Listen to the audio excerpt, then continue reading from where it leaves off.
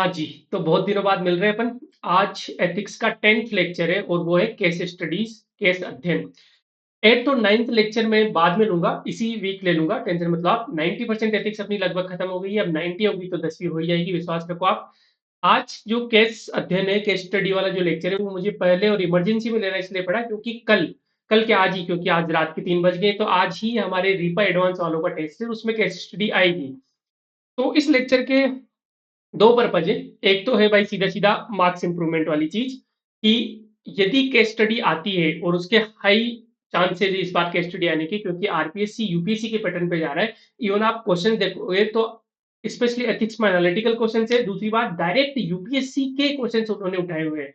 जैसे गांधी जी के 7 वाला क्वेश्चन हो गया, एक करप्शन वाला क्वेश्चन हो गया, ये सब डायरेक्ट उन्होंने यूपीएससी से उठाए। तो केस स्टडी आने के और एक्सप्लिसिटली मेंशन्ड है अपने सिलेबस में केस स्टडीज, ठीक है। तो यदि क्वेश्चन आता है तो 6 से 7 मार्क्स की गारंटी मैं लेता हूँ केस स्टडी में। आपके ये लेक्चर करने के बाद में एक फ्लो में बताऊंगा आपको कुछ एसओपी, स्टैंडर्ड ऑपरेटिंग प्रोसीजर जिसे हम बोल सकते हैं कि केस स्टडी में ये एसओपी आपने फॉलो कर ली तो आपके 6-7 नंबर कहीं नहीं जा रहे। आपकी जो केस स्टडी का जो आंसर होगा वो रिलेटिवली काफी बेटर होगा बाकी लोगों से, ये मैं गारंटी लेता हूँ। दूसरी बात, मान लो अनफॉर्चुनेटली नहीं आया क्वेश्चन केस स्टडी पे, तो ये भी मैं गारंटी देता हूँ कि इस लेक्चर के बाद में आपकी जो थिंकिंग है वो काफी ब्रॉड होगी। आप जो चाय की टपरी पे बैठ के लोग बात करते हैं उनसे काफी अलग, मैं उनको डिमीन नहीं कर रहा, लेकिन as a future civil servant या फिर आप सिविल सर्विसेज की तैयारी कर रहे हैं तो आपकी और उनकी सोच में थोड़ा तो अंतर होगा ही ना, होना भी चाहिए। आपकी थिंकिंग थोड़ी ब्रॉड होनी चाहिए। आप सीधे सीधे मॉब जस्टिस पे बिलीव नहीं कर सकते। फॉर एग्जाम्पल आजकल जैसे अभी एसआई वाला घोटाले की बात चल रही है। अब यूजुअली लोगों के, पता है, सिर्फ दो बाइपोलर व्यूज होते हैं, नॉर्थ पोल और साउथ पोल। या तो लोगों को ये लगता है कि इनको फांसी पे चढ़ा दो, भर्ती रद्द करो, ये करो वो करो। या फिर जो लोग जिनके फैमिली मेंबर्स एसआई बन गए इस बार, उनका बिल्कुल अपोजिट व्यू होता है। उनका होता है कि भर्ती रद्द नहीं होनी चाहिए और वो, ये बाइपोलर व्यूज होते हैं। आज की आज की जो सबसे बड़ी समस्या है सोशल मीडिया के कारण, वो पोलराइजेशन इतना हो गया ना कि मिडिल ग्राउंड कोई देखना ही नहीं चाहता। आइदर ब्लैक और व्हाइट, ग्रे ग्रे जो एरिया है उस पर कोई बात ही नहीं करना चाहता। आज हम केस स्टडी के बाद में आपको काफी सारी चीजें ऐसी पता लगेगी कि हाँ ग्रे एरियाज भी होते हैं। फॉर एग्जाम्पल, अभी मैं अब काफी सारे चैनल्स पे हूँ, ग्रुप्स पे हूँ, देखता रहता हूँ एक्टिविटीज, ये मेरी आदत है। ठीक है, पता लगता है लोगों के बारे में, स्टूडेंट्स के बारे में पता लगता है। तो जो फाउंडेशन के जो स्टूडेंट्स होते हैं उनका और आपका नजरिया, क्योंकि आप मेंस लिख रहे हो, आप थोड़े एक्सपीरियंस हो, काफी अलग होता है। तो मैंने एक ग्रुप पे देखा, एक ग्रुप पे उन्होंने आजकल वो जो उत्कर्ष वाली जो बालिका है जिसका इंटरव्यू वो काफी वायरल हो रहा है, ठीक है। तो उन्होंने ग्रुप में डाला हुआ था, तो मैंने वहां पे कमेंट कर दिया। अब देखो मेरा कमेंट क्या था। मेरा कमेंट ये था कि बिल्कुल मैं ये नहीं बोल रहा कि उस लड़की ने गलत नहीं किया है, पेपर लीक में शामिल होकर उसने बिल्कुल गलत किया है, ये मैं बिल्कुल भी जस्टिफाई नहीं कर रहा। लेकिन हम उस लड़की को इतना मॉक कर रहे हैं, उसके पीछे उस मॉकिंग के पीछे हम उस रूट कोच को बिल्कुल भूल जा रहे हैं कि उस लड़की के साथ साथ में क्या उसके पेरेंट्स की गलती नहीं थी, उसके जो रिलेटिव है उनकी गलती नहीं थी जिन्होंने पेपर उपलब्ध करवाया, जिन्होंने पैसों की व्यवस्था की। पहली चीज, क्या एजुकेशन सिस्टम की गलती नहीं थी? वो लड़की बहुत ट्रिवियल क्वेश्चंस का आंसर नहीं दे पा रही, तो कहीं ना कहीं उसके टीचर्स की, एजुकेशन सिस्टम की भी गलती होगी। उसको मोरल एजुकेशन नहीं दी गई, उसको इतनी इनर पावर या इनर स्ट्रेंथ नहीं दी गई कि वो खड़ी हो सकती थी उसके खिलाफ। क्या समाज की गलती नहीं है? आप कोई भी एक सिलेक्शन हो जाता है, चाहे आईएएस बन जाओ, चाहे एसडीएम बन जाओ, चाहे एसआई बन जाओ, चाहे कोई भी नौकरी लग जाओ, समाज उसको इस तरीके से पूछता है, मालाएं पहना देते हैं, गाड़ियों में 50-50 किलोमीटर लंबी गाड़ियां चल रही है, ये हो रहा है वो हो रहा है। सामाजिक प्रतिष्ठा यदि आप इन डिस्प्रोपोर्शनेट टर्म्स में दोगे ना कि मैं कैसे समझाऊं आपको, उनके पास इंसेंटिव इतना ज्यादा हो जाता है ना, इतनी ज्यादा इज्जत उनको मिलने लग जाती है कि वो फिर पेपर लीक पे उतारू हो जाते हैं। उनके लिए जैसे 20 लाख देना बहुत आसान हो जाता है। डोरी सिस्टम है कि आप 20 लाख में पेपर खरीदो, उसके बाद में आपको 40-50 लाख रुपए नौकरी के बाद में कोई भी डोरी दे देगा, कोई भी दहेज दे देगा। तो क्या समाज की गलती नहीं है? मेरा बस वहां पे कमेंट इतना ही था कि बिल्कुल इस लड़की की गलती है, ये इसमें लिप्त पाएगी, इसको सजा होनी चाहिए। लेकिन इसको मोक करके हम सिर्फ मजे नहीं ले सकते, कहीं ना कहीं इसकी सिचुएशन भी हमें समझनी पड़ेगी।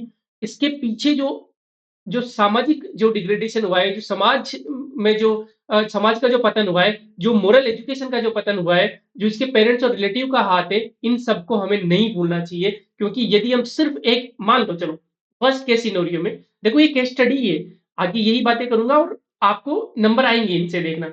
मैं आपको एक एसओपी बताऊँगा। तो मान लो इन वर्स्ट केस सिनेरियो वो लड़की परेशान होके देखो इतना मौक होने के बाद में कोई भी परेशान हो सकता है। तो परेशान होके मान लो सुसाइड कर लेती है। क्या पाया हमने? एज़ ए सोसाइटी हमने क्या पा लिया? वो लड़की तो गई, लेकिन क्या हमने जस्टिस कर दिया? उन लोगों के साथ जस्टिस कर दिया जो जो पेपर लीक के कारण इस भर्ती को क्वालीफाई नहीं कर पाए थे और क्वालीफाइड थे।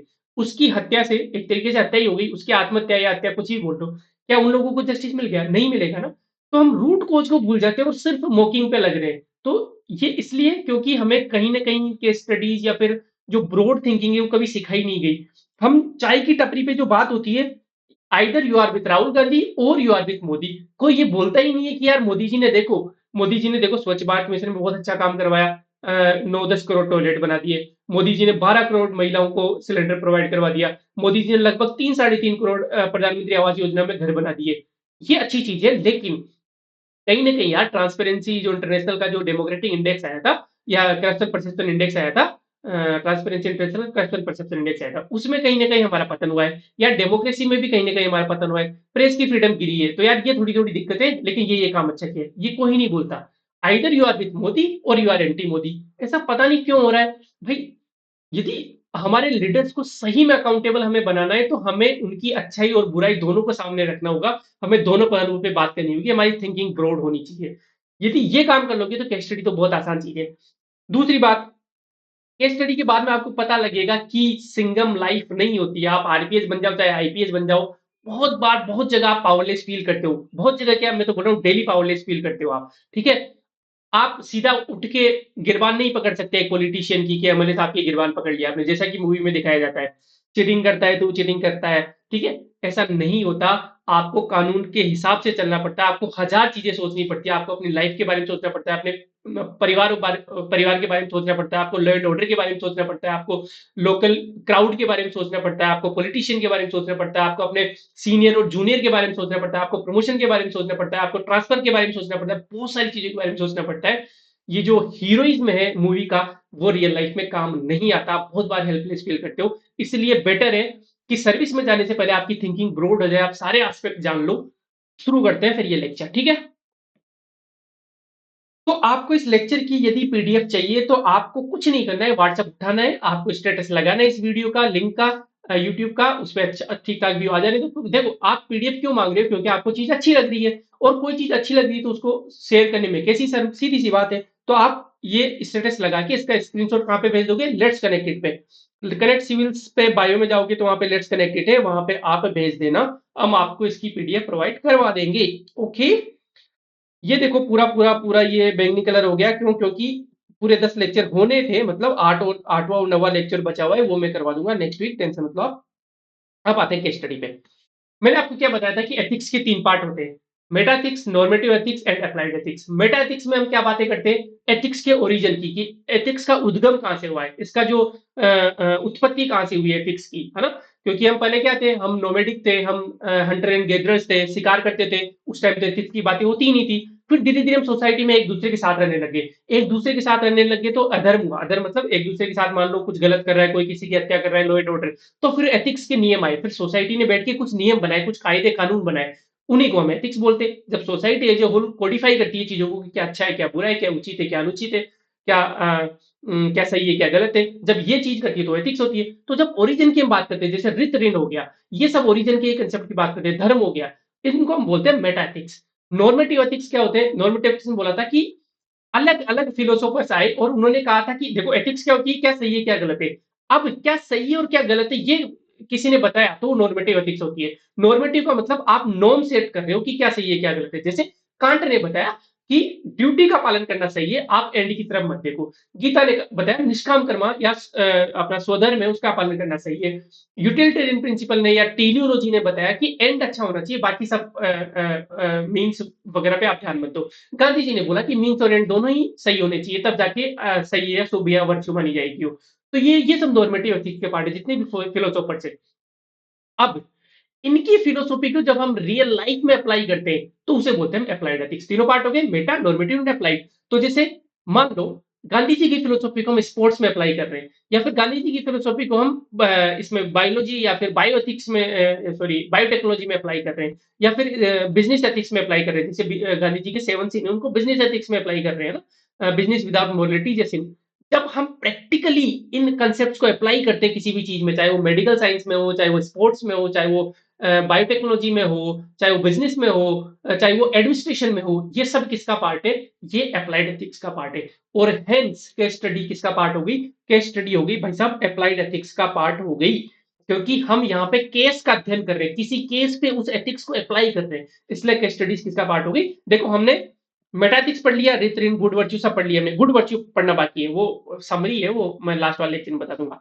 नॉर्मेटिव एथिक्स हमने अच्छे से पढ़ लिया, डियोंटोलॉजी, थियोलॉजी, यूटिलिज्म, गीता, लिटरेचर सब पढ़ लिया हमने, है ना। और अब केस स्टडीज हम आज पढ़ने जा रहे हैं। ओके, तो सीधी सी बात है, ये केस केस स्टडी लिखी हुई है, ये मैं आपको इसकी समरी बता देता हूँ। सुनील नाम का एक लड़का है, बहुत बहुत ईमानदार है, बहुत सत्यनिष्ठ है, उसके चर्चे हैं मतलब उस डिपार्टमेंट में कि ये बहुत शानदार ऑफिसर है। वो किसी एक नए डिपार्टमेंट में जाता है, वहां पे वो देखता है कि जो लोकल सेंड जो गूंज से सेंड माफिया है, वो जो सेंड जो जो रिवर है वहां से सेंड निकाल रहे हैं, जो कि इलीगल है, सुप्रीम कोर्ट के ऑर्डर के हिसाब से वो इलीगल है, मान लिया, ठीक है। और इन इन सेंड गुन्स की जो हेल्प कर रहे हैं वो लोकल ट्राइबल्स कर रहे हैं, क्योंकि लोकल ट्राइबल्स को उतना नहीं पता, उनको दिहाड़ी मजदूरी मिल जाती है बढ़िया, या फिर उनको एक्स्ट्रा पैसे दे देते हैं उनकी हेल्प करवाने के लिए। तो लोग जो लोकल ट्राइब्स हैं, जो कि जो आदिवासी लोग हैं वहां के रहने वाले, वो इनकी हेल्प कर रहे हैं। उनके साथ में उन ट्राइब्स में भी कुछ मसल मैन है, जैसे मान लो गाँव के हष्ट पुष्ट जो लोग हैं, उनको वो एक्स्ट्रा पैसे देते हैं उनके प्रोटेक्शन के लिए, ठीक है। और सुनील जिस डिपार्टमेंट में गए, उस डिपार्टमेंट के भी कुछ लोग, क्योंकि लोकल है वो डिपार्टमेंट में के लोग, भर्ती जो हुए हुए वो भी उन सेंट गुण से मिले हुए, सेंट माफिया से मिले हुए, और वो इन्फॉर्मेशन लीक करते हैं कुछ भी डिपार्टमेंट में हरकत होती है तो, ठीक है। ये सब चल रहा है साहब। और अब Sunil being an integral officer, वो क्या करता है, वो उन पे एक्शन लेने की कोशिश करता है, तो उसके ऊपर थ्रेट आने लग जाते हैं, उसकी फैमिली को स्टॉक कर दिया जाता है, उनकी जो वाइफ है वो सब्जी लेने जाती है तो उनके पीछे पीछे गुंडे चले जाते हैं, या फिर सोशल मीडिया पे उनको हैरास किया जाता है, उनकी माँ को धमकियां दी जाती है। और एक दिन तो हद ही हो गई कि सुनील जब ऑफिस में बैठा था अपने, तो एक लोकल गून आया, कोई गुंडा आया, और वो बोलता है कि चेक कर लेना अपनी ऑफिस की फाइलें भाई, 10 साल पहले एक ऑफिसर इतना ही उछला था, उसको हमने मौत के घाट उतार दिया था। इस तरीके की धमकियां भी सुनील को मिलती है। तो ये पूरी कोई केस स्टडी मैंने बता दी, और ये जो सारी सेंड है वो ब्लैक मार्केट में जा रही है, ठीक है, ट्रकों के माध्यम से। अब क्वेश्चन है कि identify the different options available to Sunil in attending this situation. Sunil के पास क्या क्या अलग अलग ऑप्शंस हैं, क्या क्या विकल्प है, ठीक है, उसने अच्छे विकल्प के लिए नहीं बोला, क्या क्या विकल्प के लिए बोला है। दूसरा क्या है, critically evaluate each of the options listed by you. जितने भी सारे विकल्प है उनको क्रिटिकली एवेल्युएट करो। जब हम क्रिटिकली एवेल्युएट करते हैं तो हम पॉजिटिव और नेगेटिव दोनों ही लिखते हैं उस ऑप्शन के, ठीक है। And which of the about do you think would be the most appropriate for Sunil to adopt and why. इनमें से कौन सा सुनील के लिए सबसे बेहतर विकल्प है और क्यों? ये क्वेश्चन हो गया साहब। अब मैं एक एसओपी आपको बताता हूँ कि कोई भी केस स्टडी, चाहे वो यूपीएससी में हो चाहे आरपीएससी पे हो, वो कैसे सोल्व की जाएगी। बस अंतर इतना होगा कि यूपीएससी में आपको 3 पेज मिलते हैं, आरपीएससी में सिर्फ 1 पेज मिलेगा आपको 10 मार्कर की केस स्टडी सोल्व करने में। तो थोड़ा सा आपको कंसाइज करना पड़ेगा आरपीएससी में, ठीक है। ये तो और भी अच्छी बात होगी अपने आरपीएससी में। एसओपी, तो सबसे पहले जो, ये मैं आ जाता हूँ पहले एसओपी पे। सबसे पहले अपने को अंडरलाइन करना है केस स्टडी को। यदि आप अंडरलाइन नहीं करते तो आपके मार्क्स नहीं आएंगे। क्यों नहीं आएंगे? क्योंकि आप बहुत सारे पॉइंट्स जो केस स्टडी में है वो भूल जाओगे, छोड़ दोगे। तो जैसे फॉर एग्जांपल यहाँ पे देखो, मैंने यहाँ पे लिखा यंग सिविल सर्वेंट है। हर एक चीज इंपॉर्टेंट है केस स्टडी की, जो भी फैक्ट, कोई भी एग्जांपल, कोई भी डेटा दिया हुआ है केस स्टडी में, तो यंग सिविल सर्वेंट है, वो कंपिटेंट है, इंटीग्रल है, डेडिकेटेड है, ठीक है। और ट्राइबल डोमिनेटेड डिस्ट्रिक्ट है, ठीक है। उसके बॉस उसको बहुत अच्छा मानते हैं, सुनील पे काफी विश्वास है बॉस का, ठीक है। ब्लैक मार्केट में सेंड जारी है, ठीक है। पुअर ट्राइब से आसपास, ठीक है। और ट्राइबल मसलमैन है, ठीक है। सुनील शार्प और एनर्जेटिक ऑफिसर है, तो वो रोकना चाहता है, तो लेकिन उसके खुद के ऑफिस के एम्प्लॉइज ने नेक्सस बना रखा है, अनहोली नेक्सस, किनके साथ? उन सेंड माफिया के साथ गलत तरीके से मेलजोल बना रखा है, वो इन्फॉर्मेशन लीक कर देते हैं, ठीक है। द माफिया टर्न हॉस्टाइल, और उसकी फैमिली है, वाइफ और उसकी जो बूढ़ी माता जी हैं, उनको धमकियां दी जाती है, थ्रेटनिंग होती है, मेंटल टॉर्चर हो रहा है, स्ट्रेस में आ जा रहे हैं वो। और एक बार धमकी भी दी गई कि 10 साल पहले एक ऑफिसर को हमने मार भी दिया। ये सारी चीजें आपने अंडरलाइन कर ली, ठीक है। और फिर क्वेश्चन क्या पूछा है कि डिफरेंट ऑप्शंस क्या क्या है। Evaluate each of the option, प्रत्येक विकल्प को आप इवेल्युएट करो, और कौन सा विकल्प सबसे अप्रोप्रिएट है, सबसे सही कौन सा है और क्यों है। ये क्वेश्चन हो गया साहब। ठीक है, आपको ये एक्सरसाइज करनी पड़ेगी शुरू के 2 मिनट में। फटाफट से पढ़ के जितने भी स्टेक होल्डर्स हैं उनको अंडरलाइन कर दिया, जो भी सिचुएशन, जैसे मैंने ब्लैक मार्केट भी अंडरलाइन किया है, देखो ठीक है, ये कर लिया आपने। अब पहला आपको क्या करना है, सबसे पहले एक इंट्रो या प्रॉब्लम स्टेटमेंट लिख देनी है, 2 लाइन से ज्यादा नहीं लिखनी, 1 लाइन या 2 लाइन से, ठीक है। कहना क्या चाह रहा है वो प्रॉब्लम या इंट्रो स्टेटमेंट। अब ये कैसे कैसे लिखा जाता है, ये पहले मैं सारी 6 स्टेप बता देता हूँ आपको, ठीक है। पहली स्टेप हो गई प्रॉब्लम या इंट्रो स्टेटमेंट आपको लिखनी है। दूसरी, आपको सारे स्टेक होल्डर के नाम लिख देने, स्टेक होल्डर हेडिंग डाल के जो जो भी है। अब इसमें स्टेक होल्डर कौन कौन से हुए, सुनील हो गए, सुनील के बॉस हो गए, सेंड माफिया हो गए, ट्राइबल मसलमैन हो गए, पोर ट्राइबल्स हो गए, सुनील की फैमिली हो गई, ऑफिस के एम्प्लॉइज हो गए, 7 तो मैंने गिना दिए। और कौन कौन से होते हैं, सुनील हो गया, सुनील की फैमिली हो गई, सेंट माफिया हो गए, पोर्ट ट्राइबल्स हो गए, ट्राइबल मसलमैन हो गए, ऑफिस के एम्प्लॉय हो गए, ऑफिसर जो मारा गया था वो भी एक स्टेक होल्डर हुआ, और सुनील के बॉस, इमीडिएट जो बॉस हो गए, ये सारे अपने स्टेक होल्डर। अब देखो स्टेक होल्डर से बहुत सारी चीजें निकल के आएगी। अब आपका माइंड काफी एक डायरेक्शन में हो गया कि आपने सबसे पहले प्रॉब्लम स्टेटमेंट बता दी। प्रॉब्लम स्टेटमेंट कैसे लिखते हैं वो मैं बता देता हूँ, चलो मैं बता ही देता हूँ, ठीक है। आप देखो प्रॉब्लम स्टेटमेंट कैसे लिखते हैं, चार चार तरीके से, 5 तरीके से लिख सकते हैं। या तो आप इसको किसी रिसेंट इंसिडेंट, जो रियल लाइफ इंसिडेंट है, उससे ऐड कर जोड़ दो कि हाल ही में टोंक डिस्ट्रिक्ट में सेंड माफिया द्वारा एक जो ट्राइबल मैन है उसकी हत्या कर दी गई। ये सच बात है, हनुमान बेनीवाल जी आई भी थे, मीणा थे जिनकी हत्या की गई थी, और सेंड माफिया नहीं की थी। तो आपने इसको बहुत अच्छे तरीके से करंट सिचुएशन से लिंक कर दिया कि ये जो सिचुएशन, जो केस स्टडी है वो सच में हो रही है राजस्थान में। छोटा सा लाइन लिख दिया कि recently in Tonk district a tribal या local tribal was killed by sand mafia. बस इतना सा लिख दो बस। तो उससे उसको पता लग जाएगा कि हाँ आप लिंक कर पा रहे हो इनको करंट अफेयर से, ठीक है। या फिर आप उस केस स्टडी को समराइज कर दो कि ये केस स्टडी क्या है। जैसे फॉर एग्जांपल ये केस स्टडी है एथिकल डायलेमा की, किसके बीच में, हर केस स्टडी में एथिकल डायलेमा होगा, ये सच्चाई है। क्योंकि यदि एथिकल डायलेमा नहीं है तो वो केस अध्ययन ही नहीं है, वो अध्ययन करने लायक ही नहीं है case. Open and shut case होगा। मान लो कोई केस ऐसा है कि आपके सामने मर्डर हो गया, आप क्या करोगे भाई, आप आईपीएस ऑफिसर, आप गिरफ्तार करोगे।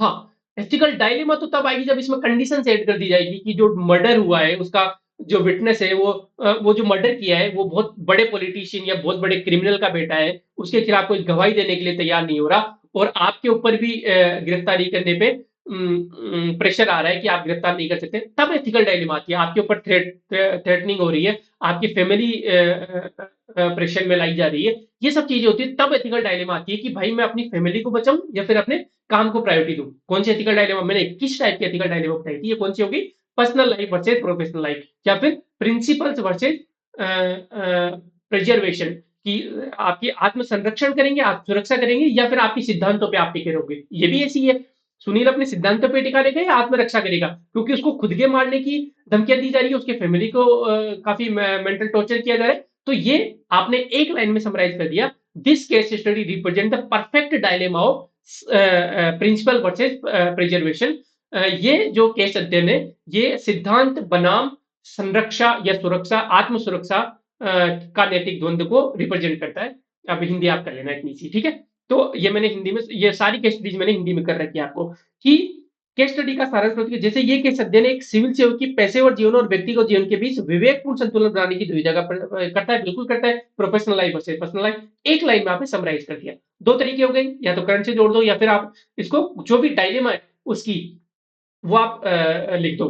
तीसरा क्या लिख सकते हैं हम, कोई भी स्लोगन या कोट का यूज कर लो, रेलिवेंट स्लोगन या कोट मिल ही जाएंगे। जैसे फॉर एग्जांपल यहाँ पे सफर करना पड़ रहा है सुनील को, लेकिन गीता क्या बोलती है कि life can not sustain without suffering. Aristotle भी यही बोलता है, गीता भी यही बोलती है एक तरीके से, कि जीवन कष्ट के बिना जीवन नहीं चल सकता, और बड़ी चुनौतियां जीवन को पूर्ण और जीने लायक बनाती है। जब चुनौतियां ही नहीं होगी जीवन में तो फिर जीवन आलसी हो जाएगा, मजा नहीं आएगा जीवन में, किक नहीं रहेगी। तो गीता भी यही बोलती है कि कष्ट के बिना जीवन नहीं चल सकता। तो आपने एक लाइन में बता दिया कि भाई सुनील जो ऑफिसर है उसको कष्ट है, लेकिन कष्ट के बिना जीवन नहीं चल सकता, तो हम ये स्टडी एनालाइज करेंगे आगे, ठीक है। उसके अलावा कोई जीएस का इंट्रो दे दो आप। जीएस का इंट्रो, जीएस मतलब जनरल स्टडीज, कौन कौन सी, जैसे पॉलिटी हो गया, इकोनॉमिक्स वगैरह हो गया। तो यहाँ पे एनवायरमेंटल जो संरक्षण है, क्योंकि सैंड माइनिंग पर्यावरण संरक्षण के खिलाफ है, तो स्टेट की आर्टिकल 48 के अंदर ये ड्यूटी बनती है कि वो एनवायरमेंटल संरक्षण करे, पर्यावरण संरक्षण करे, एनवायरमेंटल प्रोटेक्शन करे। और Sunil being an administrative officer is part of this state. भाई कोई एडमिनिस्ट्रेटिव ऑफिसर है, कोई अफसर है, वो तो स्टेट का ही पार्ट हुआ, वो तो राज्य का हिस्सा हुआ। तो सुनील की भी ये ड्यूटी बनती है कि वो पर्यावरण संरक्षण के लिए अपना पूरा एडी चोटी का जोड़ लगा दे। तो आर्टिकल 48 में हम लिख सकते हैं अनुच्छेद 48 ए राज्य सरकार को निर्देश देता है कि वो पर्यावरण की सुरक्षा और उसमें सुधार सुनिश्चित करें। Article 48 of DPSP, the state shall endeavour to protect and improve the environment to safeguard the forest and wildlife of the country. ये सैंड माइनिंग में सारा फॉरेस्ट वाइल्ड लाइफ आ ही जाता है वैसे भी, ठीक है, समझ में आ गया। तो आप जीएस से भी इसको लिंक कर सकते हो। लास्ट में क्या कर सकते हो, कोई स्लोगन दे दो कि यहाँ पे, ये जैसे गीता का स्वधर्म वाला स्लोगन है कि सुनील को स्वधर्म का पालन करने की जो डायलेमा है कि वो स्वधर्म का पालन करे, स्वधर्म में वो उसकी पब्लिक ड्यूटी भी आ गई और उसकी पर्सनल ड्यूटी भी आ गई। और जो गीता कहती है कि अपने कर्तव्यों का पालन करने में मृत्यु का सामना करना भी उचित है, स्वधर्म निधनम श्रेय। यदि स्वधर्म का पालन करते हुए निधन भी हो जाए आपका, आप मर भी जाओ तो भी वो उचित है। आपने परफेक्टली पहले ही अपना इंटेंट बता दिया उस एग्जामिनर को कि देखो भाई, मेरा अल्टीमेटली ये स्टैंड रहेगा कि स्वधर्म का पालन करते हुए अपनी ड्यूटी निभाते हुए यदि सुनील को मरना भी पड़े, मैं सुनील हूं मान लो, मुझे मरना भी पड़े तो मैं, और ये मैं नहीं बोल रहा, मैं हवा में नहीं बोल रहा, ये कौन बोल रहा है, ये गीता भगवान श्री कृष्ण बोल रहे हैं। कभी भी आप खुद अपने हिसाब से बातें बोलते हो तो वो लगती है हवा में, लेकिन आप किसी दूसरे के कंधे पे बंदूक चलाते हो तो वो थोड़ी प्रैक्टिकल बात लगती है कि हाँ भाई, इसने इनका सहारा लिया है, ये हवा में बातें नहीं कर रहा, इसने पढ़ी हुई ये चीजें, ये कॉन्सेप्ट, ठीक है। एक बार मैं चेक कर लेता हूँ कि सब कुछ सही चल रहा है क्या ना। Hello hello hello hello. हाँ सही चल रहा है, ठीक है। तो चलते हैं। तो मैंने आपको दो चीजें बता दी भाई। पहली बता दी कि हल्का सा 2 लाइन का इंट्रो दे दिया, 1 लाइन का इंट्रो दे दिया, कैसे कैसे, या तो करंट से जोड़ दो, या फिर कोई स्लोगन लिख दो, या जीएस से जोड़ दो, या फिर और क्या था, समराइज कर दो कि ये केस स्टडी किसके बारे में, कोई भी एथिकल डिलेमा वो लिख दो। किस टाइप की एथिकल डिलेमा बताई थी कि मान लो स्पीड वर्सेज एक्यूरेसी की हो गई, मान लो केस स्टडी आ गई कि आप एक पुलिया बना रहे हो, आप इंजीनियर हो, और चीफ मिनिस्टर साहब का फोन है कि आचार संहिता लगने वाली है, और उसके बाद में पता नहीं मैं चुनाव जीतूं हारूं, लेकिन इस पुल का उद्घाटन तो मुझे ही करके जाना है भाई, तो इसको फटाफट से 15 दिन में कंप्लीट कर दे। लेकिन being an engineer, being from civil engineering department, आपके पास में डिलेमा है कि भाई 15 दिन में ये पुल अच्छे से नहीं बन सकता है ना, इसमें कमियां रहेगी, ये कभी भी गिरने का खतरा रह सकता है। अब आपके पास परफेक्ट डायलेमा आ गई, स्पीड वर्सेज एक्यूरेसी, कि आप स्पीड पकड़ो, स्पीड पकड़ो तो एक्यूरेसी की दिक्कत होती है, वो पुल घटिया बनता है, और यदि आप एक्यूरेसी पे ध्यान देते हो तो फिर स्पीड नहीं पकड़ में आती, वो 15 दिन की डेडलाइन नहीं हो फॉलो हो पाती, और चीफ मिनिस्टर साहब का आदेश है, तो ये डायलेमा हो गई। तो आपने परफेक्टली एक लाइन में लिख दिया कि this case study represent the perfect dilemma of a civil engineer of speed versus accuracy. ये ये एक सिविल इंजीनियर की गति बनाम एक्यूरेसी, क्या बोलेंगे, सटीकता, हाँ, इसकी जो, जिसका जो नैतिक द्वंद है उसको ये रिप्रेजेंट करता है, एक स्टडी। आपने फटाफट से बोल दिया। करंट का बोल दो कि हाल ही में यूपी में एक पुल गिर गया था, उसमें 20 लोग मर गए थे, तो जल्दीबाजी में करने के कारण ऐसा हो जाता है, तो आपने परफेक्टली करंट से दे दिया। जीएस से आप ऐड कर सकते हो आर्टिकल 21, राइट टू लाइफ। तो मान लो मैं स्पीड का ध्यान नहीं देता, एक्यूरेसी पे ध्यान नहीं देता, स्पीड पे ध्यान देता हूँ, तो राइट टू लाइफ जो है आर्टिकल 21 के, वो वायलेट होगी बहुत सारे लोगों की, जो उसके नीचे दब के मर सकते हैं ना, तो जीएस आप है। तो बहुत तरीके हैं वो, देखो, knowledge is limited, imagination is unlimited, imagination is very wide, आप जो भी सोच सकते हो सोचो, लेकिन रिलेवेंट होनी चाहिए चीजें। मेरा काम यहाँ पे आपको स्पून फीडिंग करके आपके दिमाग को संकीर्ण बनाना नहीं है, मेरा काम आपके दिमाग को खोलना है, ठीक है। एथिक्स सब्जेक्ट ही ऐसा, एथिक्स और इकोनॉमिक्स में पढ़ाऊंगा, टेंशन मतलब, और इनमें अपन दिमाग खोल खोल के, जैसे इकोनॉमिक्स में गौरव भाई की चैनल पे पढ़ाई थी, काफी पॉजिटिव रेस्पॉन्स आया था। इकोनॉमिक्स में यहाँ भी पढ़ा दूंगा, मेंस ओरिएंटेड पढ़ा दूंगा, टाइम है अपने पास अभी तो, सब 4.5-5 महीने मैं कोशिश करूंगा इकोनॉमिक्स ही पढ़ाने की, ठीक है। Thankfully I am blessed with a very good team, जो टेस्ट सीरीज को बहुत अच्छे से संभाल देगी, और मेरे से अच्छे अच्छे लोग हैं, तो मैं वहां से थोड़ा सा मेंटली फ्री हूँ। मुझे बस संडे को जाना होता है, कुछ कुछ जैसे जैसे कल के एथिक्स के क्वेश्चन तो वो मुझे बनाने पड़े, सॉल्यूशन बनाने पड़े, बाकी टीम संभाल लेती है ना। बहुत अच्छे अच्छे लोग हैं, आर्गन मैम हो गए, क्रिप्टोन सर हो गए, जिनोन सर हो गए, क्रोमियम सर हो गए, ठीक है। तो ये लोग हैं। चले आगे चलते हैं। तो मैंने दो चीजें बता दी आपको, सबसे पहले 2 लाइन में इंट्रो दे दिया, और फिर स्टेक होल्डर सारे लिख दिए, ठीक है, यहां तक चले। अब आगे चलते, तीसरा, तीसरा क्या है, फिर डायलेमा या एथिकल इश्यूज। अब वो पूछ लेगा डायरेक्ट क्वेश्चन, या तो वो पूछेगा कि कौन कौन से एथिकल इश्यूज इन्वॉल्व है। अब मैं बताऊंगा आपको कि एथिकल इश्यूज इन्वॉल्व में आप फटाफट से 2 मिनट के अंदर 5-6 एथिकल इश्यूज लिख दोगे। कैसे याद, कैसे आएंगे सर हम एथिकल इश्यूज, मैंने पूरी लिस्ट बना रखी है, सर नहीं, याद कैसे आएंगे नियन भाई एथिकल इश्यूज, अपने आप को ही सर बोल रहा हूँ, बताओ यार कैसा जमाना आ गया, निकल जाता है कभी कभी मुंह से। हाँ जी। तो एथिकल इश्यूज इन्वॉल्व क्या क्या है, अब मैं बताता हूँ आपको, फटाफट से 6-7 एथिकल इश्यूज आप निकाल लोगे किसी भी केस स्टडी में, देखते ही। देखो बताते हैं।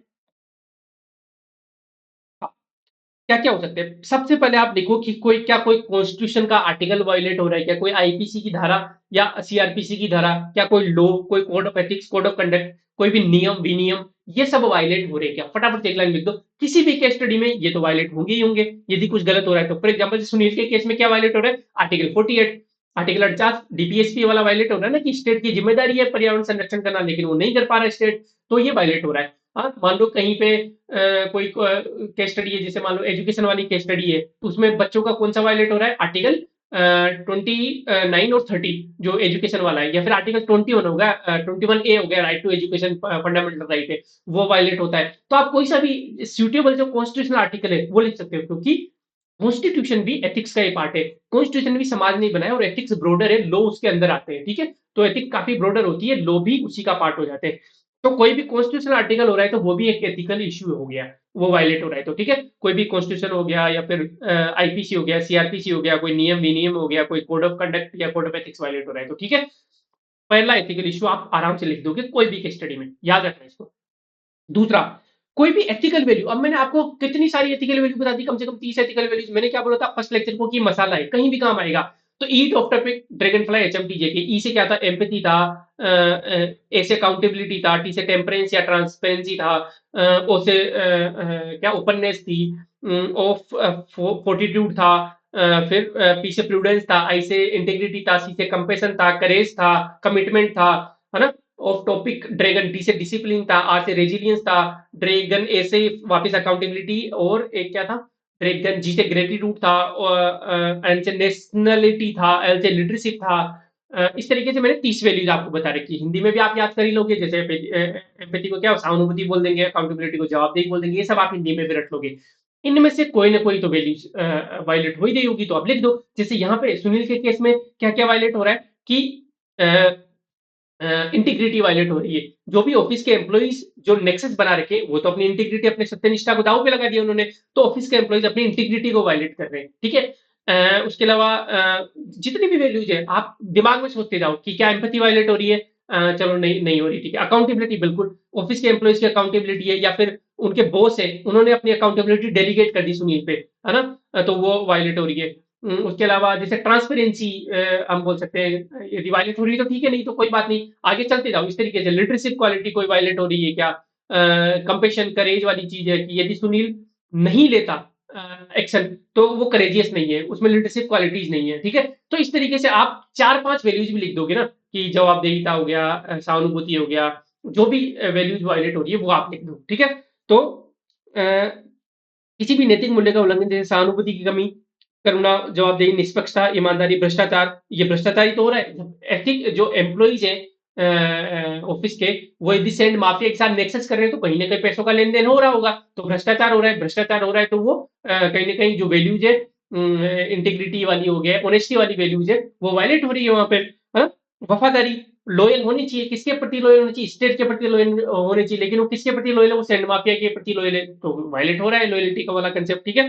तो मानवतावादी मूल्य, विनम्रता, न्यायशील, कोई भी वैल्यूज, 2 3 4 5 वैल्यूज जो भी वायलेट हो रही हो आप लिख दो वहां पे।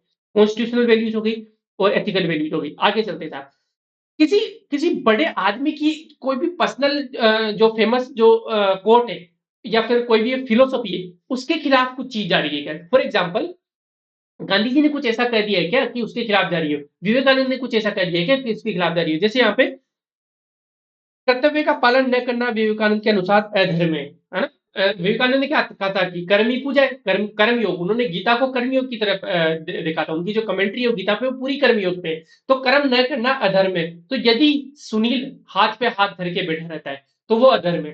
तो ये कौन सा वैल्यू वायलेट कर रहा है? ये कर्म योगा वाला वैल्यू वायलेट कर रहा है, किसका? विवेकानंद जी का। कोई भी एक फेमस पर्सन, जैसे गांधी जी को हम यहाँ यूज करना चाहते हैं, तो सैंड माफिया क्या कर रहे हैं? वो बिजनेस कर रहे हैं, लेकिन मोरलिटी के बिना कर रहे हैं, मतलब पैसों का लेन देन हो रहे हैं, ब्लैक मार्केट में बेच रहे हैं वो, तो बिजनेस तो हो रहा है, लेकिन क्या मोरलिटी है? नहीं है। तो गांधी जी के हिसाब से तो ये पाप है। 7 सीन है, उनमें से एक सीन कौन सा है? बिजनेस विदाउट मोरल्स, नैतिकता के बिना व्यापार, यही तो हो रहा है। तो आप गांधी जी को लिख दिए, यही तो एथिकल इश्यू हो गया ना ये तो कोई भी एक फेमस पर्सनलिटी, चाहे विवेकानंद हो, राजा राममोहन राय, गांधी जी हो, गीता हो, सोक्रेट्स हो, प्लेटो हो, अरिस्टोटल हो, जेरेम बेंथम हो, कांट हो, ये सारे इनको एक दो को यूज कर लो आप, कोई तो, क्योंकि भाई ये कहना चाह रहे हैं लेकिन यहाँ पे ये नहीं हो रहा। कांट के हिसाब से ड्यूटी सुप्रीम होनी चाहिए, गीता के हिसाब से ड्यूटी सुप्रीम होनी चाहिए, अपने विवेकानंद जी के साथ से कर्म सुप्रीम होना चाहिए, लेकिन ये वायलेट हो रहा है, तो आप इनको यूज कर लो। जब आप इनको यूज करोगे तो एथिक्स के प्रोफेसर को अच्छा लगता है। एक तो हवा में बातें कर लो, एक इनका नाम ले रहे हो आप, इनके प्रिंसिपल को लिख रहे हो, ठीक है, तो आपने वो कर दिया। तीसरा हो गया साहब, ठीक है। उसके बाद चौथा क्या है कि आपने अप्लाइड एथिक्स, अप्लाइड एथिक्स क्या होती है, मैंने बोला कि जैसे स्पोर्ट्स एथिक्स वायलेट हो रही है, बायो एथिक्स वायलेट हो रही है, यहाँ पे कौन सी एथिक्स, यहाँ पे एनवायरमेंटल एथिक्स वायलेट हो रही है ना। जब सैंड का दोहन हो रहा है, वो भी माइंडलेस दोहन हो रहा है, माइंडलेस दोहन को क्या बोलेंगे, अति दोहन, अति दोहन तो ठीक है, माइंडलेस मतलब रेकलेस, यार हिंदी में क्या बोले, आप एक बार कमेंट करो कि माइंडलेस दोहन को क्या बोलेंगे, है ना, बिना सोचे समझे दोहन कर रहे हो आप, है ना, आपको एनवायरनमेंट की कुछ भी नहीं पड़ी है, तो एनवायरमेंटल जो एथिक्स है वो वायलेट हो रही है, तो ये भी एक एथिकल इशू हो गया ना। तो आप कोई भी जो पर्टिकुलर सेक्टर है वो लगा दो आगे, तो अप्लाइड एथिक्स को वायलेट होना हो गया। मान लो कोई भी केस स्टडी में स्पोर्ट्स की कोई बात हो रही, तो वो स्पोर्ट्स एथिक्स को वायलेट कर रहा है, कोई भी मेडिकल एथिक्स को वायलेट करना हो गया, उसके बाद बिजनेस एथिक्स को वायलेट करना हो गया, वो लोग ब्लैक मार्केटिंग कर रहे हैं तो बिजनेस एथिक्स को वायलेट कर रहे हैं, तो दो पॉइंट हो गए यहाँ पे कि सैंड माफिया एक तो माइंडलेस दोहन करके एनवायरमेंटल एथिक्स को वायलेट करे, दूसरी ओर उसको ब्लैक मार्केट में बेच के बिजनेस एथिक्स को या फिर बिजनेस एथिक्स को वायलेट करें, तो दो दो आपने वायलेशन लिख दिए, कितने सारे आपने एथिकल इश्यूज लिख दिए। देखो केस स्टडीज बदलती जाएगी, लेकिन ये जो एसओपी है, स्टैंडर्ड ऑपरेटिंग प्रोसीजर जिसे मैं बोलूंगा, ये सेम रहेगा। आप कॉन्स्टिट्यूशन पे सोचिए कोई आर्टिकल वायलेट हो रहा है क्या, कोई लॉ वायलेट हो रहा है, आप कोई किसी फेमस पर्सनलिटी का स्लोगन वायलेट हो रहा है क्या, आप सोचोगे कोई वैल्यूज वायलेट हो रही है क्या, आप सोचोगे कोई अप्लाइड एथिक्स वाली चीज वायलेट हो रही है क्या। अप्लाइड एथिक्स में जैसे चिकित्सा नैतिकता, खेल नैतिकता, मीडिया नैतिकता, बायो एथिक्स, पर्यावरण नैतिकता, कार्य नैतिकता। मान लो ये जो ऑफिस के एम्प्लॉइज है वो नेक्सस बना रखे हैं, तो वो क्या करे, वर्क एथिक्स को तो खराब कर रहे हैं, जो कार्य नैतिकता है उसी को तो खराब कर रहे हैं, वायलेट कर रहे हो, तो वहां पे आपने लिख दिया। देखो कितने सारे पॉइंट एक केस स्टडी में निकल गए, ठीक है। सामाजिक नैतिकता, जो ट्राइबल्स के जो मसल मैन है उनको समाज की नैतिकता का उल्लंघन कर रहे हैं, उनको जो पुअर ट्राइबल्स है उनकी हेल्प करनी चाहिए, वो तो सेंट माफिया की हेल्प कर रहे हैं, muscle man, tribal muscle man, तो ये सामाजिक नैतिकता का उल्लंघन कर रहे हैं। तो देखो जो ट्राइबल, देखो स्टेक होल्डर्स का क्या फायदा हुआ, स्टेक होल्डर आपने एक साथ लिख लिए थे, तो आपने देखा कि देखो ये जो ट्राइबल मसल मैन है ये तो सामाजिक नैतिकता का उल्लंघन कर रहे हैं, ये जो सैंड माफिया है ये बिजनेस एथिक्स और एनवायरमेंटल एथिक्स का उल्लंघन कर रहे हैं, ठीक है। उसके अलावा कौन कौन से हो गए, और स्वयं नैतिकता हो गई, वो सब। हाँ, तो ये तीन तीन नैतिकताओं का उल्लंघन इस केस स्टडी में पर्टिकुलर हो गया, कहीं पे कहीं और होगा, ठीक है। मेडिकल एथिक्स हो सकता है, स्पोर्ट्स एथिक्स हो सकता है। तो कुछ स्लोगन यूज कर सकते हो, जैसे आईआर का कोई क्वेश्चन आ गया तो आप वसुदेव कुटुंबकम की जो फिलोसॉफी है उसकी भावना के खिलाफ है, कोई भी इश्यू होगा, मान लो इलीगल इमिग्रेंट का इश्यू है ना, तो उनको कंसंट्रेशन कैंप में रखा जा रहा है, उनको जबरदस्ती भगा दिया गया है, उनको शूट कर दिया जा रहा है ना। केस स्टडी ये है कि अब आपके पास एथिकल डायलेमा है कि इलीगल इमिग्रेशन आप ना तो अलाउ कर सकते, क्योंकि आपके फिर नेशनल जो नेशनल जो यहाँ पे जो सिटीजन है आपके वो खतरे में होंगे, और उनको मार भी नहीं सकते, भगा भी नहीं सकते, क्योंकि वो मानवता का उल्लंघन है। डायलेमा तो होगी, एथिकल डायलेमा तो, लेकिन वहां पे अपन क्या यूज कर सकते हैं एथिकल इश्यूज में कि वसुदेव कुटुंबकम की भावना है उसका उल्लंघन है, यदि हम उसको उनको आउटराइटली रिजेक्ट कर देते हैं तो ये एक एथिकल इश्यू हो सकता है, ठीक है। उसके अलावा जैसे फॉर एग्जांपल कोई भी कभी भी सिविल सर्वेंट की ड्यूटी का हो तो निष्काम कर्म आप यूज कर सकते हो कि निष्काम कर्मा, मान लो कोई अपनी ड्यूटी नहीं कर रहा या फिर वेस्टेड इंटरेस्ट से अपनी ड्यूटी कर रहा है, तो निष्काम कर्मा के जो प्रिंसिपल उसको वायलेट करे, जैसे यहाँ पे सुनील के ऑफिस के जो एम्प्लॉइज है वो निष्काम कर्मा नहीं कर रहे, ठीक है। उसके अलावा सर्वधर्म संभाव, मान लो कोई कम्युनल राइट्स वाला केस आ गया, भीड़ को कंट्रोल करना है, धार्मिक सहिष्णुता वाला केस आ गया, तो सर्वधर्म संभाव की जो जो फिलोसॉफी है उसकी जो धारणा है उसको वायलेट किया जा रहा है, ठीक है। उसके अलावा सत्यमेव जयते हो गया, शीलम परम भूषणम हो गया, ये सारी स्लोगन्स को आप यूज कर सकते हो, ठीक है। जैसे फॉर एग्जाम्पल उपरोक्त मामले में बाहुबलियों जो जो मसलमैन थे उनके द्वारा माँ गृथा कशिश विदनम अर्थात अनुचित धन के लिए कभी लालच न करने के दर्शन के विरुद्ध है, उनका जो करते हैं, है ना, जो मसलमैन है वो क्या कर रहे हैं, वो दूसरों के धन पे ही तो लालच कर रहे हैं, जो जो ब्लैक मार्केटिंग वाला धन है वो उनका लेजिटमेट धन नहीं है। तो माँ गृधा कशिश विद्रम अपने वेदों में लिखा हुआ है, उपनिषद में लिखा हुआ है, ईशा उपनिषद में लिखा हुआ है, ये लोकपाल का मोटो भी है, ये माँ गृधा कशिश विद्रम की दूसरों के धन पे लालच मत करो, इस फिलोसॉफी के विरुद्ध जा रहे हैं उनका कृत्य। तो आप ये भी लिख सकते हो कि क्योंकि कोई भी बड़ी फिलोसॉफी, चाहे वो वेदा की हो, चाहे वो उपनिषद की हो, चाहे वो किसी वेस्टर्न फिलोसोफर ने दी हो, चाहे इंडियन फिलोसोफर ने दी हो, जब इनके खिलाफ कोई काम करता है तो अपने आप ही एथिकल इशू बन जाता है। देखो तीन चीजें मैंने बता दी। पहली चीज आप इंट्रो लिख दो छोटा सा 2 लाइन का, करंट से या जीएस से या फिर स्लोगन से, मैंने बता दिया चीजें। स्टेक होल्डर आप एक साथ लिख दो। तीसरा, मान लो क्वेश्चन पूछा है कि कौन कौन से एथिकल इश्यूज इन्वॉल्व है, तो आप 5-6 लाइनों पे अपना दिमाग दौड़ाओ कि कोई कॉन्स्टिट्यूशनल वैल्यूज वायलेट हो रही है क्या, क्या कोई एथिकल वैल्यूज वायलेट हो रही है क्या, क्या कोई स्लोगन वायलेट हो रहा है क्या, कोई कोई फेमस पर्सनैलिटी का कोट वायलेट हो रहा है क्या, या सेइंग वायलेट हो रहा है क्या, उसके अलावा क्या था, उसका अप्लाइड एथिक्स वायलेट हो रही है, ये 5-6 चीजें, तो आपके पास 5-7 एथिकल इश्यूज निकल के आ जाएंगे आराम से। ठीक है, आगे चलते हैं साहब। अब देखो यहाँ पे इंट्रो दे दिया था यहाँ पे। हाँ जी, इंट्रो दे दिया था केस स्टडी का, स्टेक होल्डर हो गया। अब देखो यहाँ पे क्वेश्चन क्या था कि सुनील के पास क्या क्या ऑप्शन है, उनको क्रिटिकली एनालाइज करना है। तो पहला आपने हेडिंग डाल दी कि क्या क्या ऑप्शन है, पॉजिटिव और नेगेटिव। पहला ऑप्शन देखो, ऑप्शन सारे लिखने हैं, आउटराइट किसी किसी ऑप्शन को नहीं करना है। पहला ऑप्शन, उसके पास सबसे आसान ऑप्शन क्या था, मिली भगत कर लो भाई, become the part of the nexus, उस गिरोह का हिस्सा बन जाओ आप। सुनील मस्त सेंड माइनिंग होने दो, बढ़िया पैसा आ रहा है घर, मस्त रहो। ठीक है, ये उसके पास ऑप्शन था, सबसे आसान ऑप्शन। इसके पॉजिटिव क्या हो सकते हैं, इसके पॉजिटिव होंगे भाई, कोई कन्फ्रंटेशन नहीं होगा, न तो गुंडों से भिड़ना पड़ेगा, न एम्प्लॉय से भिड़ना पड़ेगा, न ट्राइबल से भिड़ना पड़ेगा, मस्त लाइफ चल रही है। ये उसका पॉजिटिव है। ये पॉजिटिव दिखाना आपकी प्रैक्टिकलिटी को दिखाता है एग्जामिनर को, कि आप प्रैक्टिकल इंसान हो, आप हवा में बातें नहीं कर रहे, आप इंटरव्यू में जाके देश सेवा करना चाहते हो वो नहीं कर रहे। लेकिन साथ में आपने नेगेटिव बहुत ज्यादा दे दिए, ये हमेशा ज्यादा होनी चाहिए। जो भी ऑप्शन आप रिजेक्ट कर रहे हो उसके पॉजिटिव बहुत कम होनी चाहिए, नेगेटिव बहुत ज्यादा होनी चाहिए, क्योंकि रिजेक्ट तभी तो कर रहे हो। अगेन मैं बोल रहा हूँ कि किसी भी चीज के सिर्फ नेगेटिव नहीं हो सकते। वो चाय की थ्री वाली बात है, जब हम ब्रॉड माइंड से सोचते हैं तो कुछ पॉजिटिव कुछ नेगेटिव हर चीज के होते हैं। तो नेगेटिव क्या हो सकते हैं, एनवायरमेंटल डिग्रेडेशन हो गया, पर्यावरण का क्षरण हो गया। ठीक है, loss of trust among senior, भाई केस स्टडी में लिखा हुआ है कि सीनियर्स आप पे ट्रस्ट करते हैं, वो आपको इंटीग्रल ऑफिसर मानते हैं, ऑनेस्ट ऑफिसर मानते हैं, डेडिकेटेड ऑफिसर मानते हैं। यदि आप उनके साथ नेक्सस बनाते हो तो आपने तो रेपुटेशन खो दी अपनी, उनका ट्रस्ट खो दिया, विश्वास खो दिया, और एक बार विश्वास गया तो गया। ठीक है, उसके अलावा लॉस ऑफ रेपुटेशन, प्रतिष्ठा की हानि होगी। उसके अलावा हेडोनिस्टिक टेंडेंसी या स्लिपरी स्लोप, जो सुखवादी प्रवृत्तियां है ना, पैसा आना और जितनी भी सुखवादी भोग विलासी प्रवृत्तियां हैं, वो स्लिपरी स्लोप है। एक बार उस स्लोप पे गिर गए तो आप फिसलते ही जाओगे, फिसलते ही जाओगे, उसका कोई अंत नहीं है। फिर आप लौट के आना चाहोगे इस रास्ते से। पुरानी फिल्मों में नहीं जो विलन है वो डायलॉग नहीं मारता था कि जानी यहाँ आते लोग अपनी मर्जी से लेकिन जाते मेरी मर्जी से। तो वही वाली बात है कि जब आप करप्शन करते हो, आप एक ट्रैप में फंस जाते हो, आप न चाहते हुए भी करप्शन से दूर नहीं भाग सकते फिर, क्योंकि जिन्होंने आपको पैसे दिए वो हमेशा आपको गुलाम बना के रखेंगे, आपकी पद आपकी प्रतिष्ठा सब दाव पे लग जाता है। ठीक है, तो ये स्लिपरी स्लोप है संपत्ति की। हाँ, पकड़े गए तो वो संपत्ति भी जब्त होगी, जेल भी जा सकते हैं। और perfect example Chanda Kochhar ma'am का है, संपत्ति जब्त हो गई थी, जेल गई थी, आजकल तो शायद जमानत में, पता नहीं, वो तो अंबानी की शादी में घूम रहे थे अभी कल परसों तो। ठीक है, ऐसे पर्सनल जानकारी नहीं है मेरी, टेंशन मतलब आप देखा था यार, आपकी तरह यूट्यूब पे देख लेता हूँ मैं कभी कभी। अंबानी तो यार शादी कर रहे हैं भाई साहब, बड़ी बड़ी। बताओ, 65 करोड़ रेहाना को वो क्या नाम था उसका, रेहाना, रेहाना, मैं नाम भूल गया यार। उसको नचाने के लिए 65 करोड़ रुपए दे दिए, बताओ। 1-2 करोड़ मुझे देते, मैं बड़ी कोचिंग खड़ी कर देता है। हमारे यहाँ पे लैपटॉप लाने के लिए पैसे नहीं है। कोई बात नहीं, बड़े बनेंगे अपन, टेंशन मत लो आप।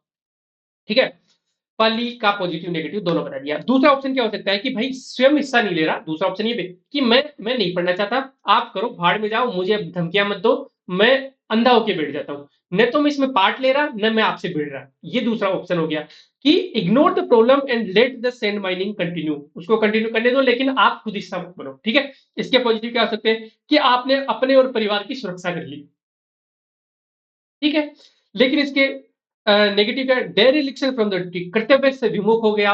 दूसरा क्या है, अगेंस्ट गीता स्वधर्म, गीता के स्वधर्म के खिलाफ। अब देखो यहाँ पे गीता का स्वधर्म यूज किया है, एथिक्स की टर्मिनोलॉजी यूज की है ना। गांधी जी को भी आप यहाँ पे यूज कर सकते हो कि गांधी जी का जो कॉन्सेप्ट है 7 सिन वाला, जैसे आपने क्या क्या कर सकते हो यहाँ पे, गांधी जी का कौन सा सिन हो गया ये कि आप बिजनेस नहीं कर रहे, आप नॉलेज विदाउट कैरेक्टर नहीं, गांधी जी का 7 सिन यहाँ पे नहीं बैठ रहा, कोई बात नहीं। ठीक है, तो यहाँ पे आपने गीता को यूज कर लिया कि अगेंस्ट गीता स्वधर्म। देखो एग्जाम में भी ऐसे ही सोचा जाता है कि आप सोचोगे रिजेक्ट करोगे, सीधी सी बात है। जब मैं ये नोट्स बना रहा था अभी दिन में, तो मैंने सोचा होगा, रिजेक्ट कर दिया होगा, गीता वाला स्वधर्म फिट बैठ गया, तो ऐसे ही करना होता है। ठीक है, अगेंस्ट वॉइस ऑफ कॉन्साइंस, भाई आप कर तो लोगे क्योंकि, लेकिन आप क्या थे, केस स्टडी ध्यान से पढ़ो, आप एक इंटीग्रल ऑफिसर थे, आप डेडिकेटेड ऑफिसर थे, आप एक ऑनेस्ट ऑफिसर थे, आपकी क्वालिटीज दी हुई है केस स्टडी में, वो फालतू नहीं दी हुई। तो यदि आप उसको इग्नोर करोगे तो इग्नोर नहीं कर पाओगे आप। एक इंटीग्रल ऑफिसर की यही तो खासियत होती है कि वो सत्यनिष्ठ है तो वो इग्नोर कर ही नहीं पाएगा और वो हमेशा बेचैन रहेगा मन में, अंतरात्मा उसको कचोटेगी, वॉइस ऑफ कॉन्शियंस के खिलाफ है, ठीक है। इसको बोलते हैं संज्ञानात्मक विसंगति, इसको बोलते हैं कॉग्निटिव डेजोनेंस। ये कॉग्निटिव डेजोनेंस और कॉग्निटिव कंसिस्टेंसी थ्योरी, ये दोनों में लेक्चर 8 में आपको पढ़ाऊंगा, ठीक है। कि जब आपका जो एटीट्यूड है और आपका जो बिहेवियर है वो दोनों सेम लाइन में होते हैं तो आपको कॉग्निटिव कंसिस्टेंसी रहती है, आप मस्त रहते हो कि और जब एटीट्यूड और बिहेवियर दोनों विसंगति होती है दोनों में तो आपको संज्ञानात्मक विसंगति होती है, आप परेशान रहते हो फिर हमेशा। यहाँ पे उसका एटीट्यूड पॉजिटिव है, इंटीग्रल ऑफिसर है, ऑनेस्ट ऑफिसर है, लेकिन उसका बिहेवियर उसको इग्नोर करना पड़ रहा है तो विसंगति होगी, विसंगति होगी तो फ्रस्ट्रेशन होगा, चिड़चिड़ा रहेगा, डिप्रेशन में चले जाएगा, बहुत सारी चीजें हो जाएगी, ठीक है, नींद नहीं आएगी। तो ये उसके हो गए। तीसरा ऑप्शन क्या होगा, डायरेक्ट कन्फ्रंटेशन, कि भाई साहब भिड़ गए, सिंगम। ये भी ऑप्शन है, बहुत सारे ऑफिसर्स होते हैं, है ना, बहुत सारे ऑफिसर्स हैं भी इसी में, एक एग्जाम्पल मैं नाम तो नहीं लूंगा, छोड़ो चलो, लेकिन उनको फिर वही है, ठंडी पोस्टिंग में डाल दिया जाता है, वो खुद भी फ्रस्ट्रेटेड रहते हैं बाद में। डायरेक्ट कन्फ्रंटेशन से क्या होगा भाई, पॉजिटिव क्या हो गया कि क्लियर मैसेज चला गया सेंट गुंज को, ये भी निकल गया, कोई बात नहीं। हाँ जी। आज मुझे सुबह हो जाएगी लेक्चर लेते लेते, और फिर सुबह 7 बजे मेरी एक मीटिंग है। तो जो लोग कल टेस्ट देने आ रहे हैं वो बच के रहना थोड़ा सा, ठीक है। अरे मतलब वैसे तो आप बहुत स्वीट हो, आप मुझे परेशान करते ही नहीं हो, लेकिन कल थोड़ा सा मैं नींदों नींदों में रहूंगा तो झेल लेना थोड़ा सा यार, ठीक है। तो इसका पॉजिटिव क्या है, डायरेक्ट कन्फ्रंटेशन का, कि क्लियर मैसेज जाएगा सेंड माफिया को कि भाई कोई ऑफिसर आया है। लेकिन इसके नेगेटिव भी बहुत है कि आप एक तो अपनी जान या अपने परिवार की जान गंवा सकते हो, होश जोश में होश खो बैठे आप, ठीक है। उसके अलावा चांस फेलियर के बहुत चांसेस मिशन के, क्योंकि आप जोश में हो तो आपने उस मिशन के बारे में ऑफ कोर्स अच्छे से तैयारी नहीं की होगी, अच्छे से तैयारी नहीं की होगी, तो जो ऑफिस के एम्प्लॉइज है उन्होंने सारी इन्फॉर्मेशन पहले ही उन गुंडों को दे दी होगी कि कहाँ से ट्रक को जब्त किया जाएगा, कैसे निकालना है, कैसे नहीं निकालना है, किस टाइम पे आएगा। रेड कौन सी मूवी थी अजय देवगन की, रेड, कौन सी रेड रेड ही मूवी थी ना, वो राजा या राजा की फौज, राजा से बड़ी राजा की फौज, वो है ना। तो उसमें वो पहले से इन्फॉर्मेशन दे दी जाती है, लेकिन वो उसने इमोशनल इंटेलिजेंस का यूज किया था, अजय देवगन ने आईएएस ऑफिसर होता था अजय देवगन उसमें, ठीक है। तो क्योंकि कार्यालय कर्मचारियों के शामिल होने से मिशन की विफल होने की संभावना है यदि आप डायरेक्ट कन्फ्रंटेशन करते हो, तो पहली चीज। दूसरी चीज, might lose life and family peace, भाई परिवार की पारिवारिक अशांति और जनानी का डर होगा, बिल्कुल होगा। और रेजिस्टेंस बाय ट्राइबल, क्योंकि ट्राइबल मैन भी तो उनके साथ मिले हुए हैं, उनको तो आपने जागरूक किया ही नहीं भाई साहब, आप तो डायरेक्ट कन्फ्रंटेशन पे आ गए। तो वो तो क्या करेंगे, वो तो ट्राइबल्स को आगे करेंगे, वो तो आदिवासी को आगे करेंगे। तो आप जिनसे लड़ना चाहते हो उनसे तो लड़ ही नहीं पा रहे, आप तो ट्राइबल्स जो है आदिवासी, उनसे लड़ना पड़ेगा आपको।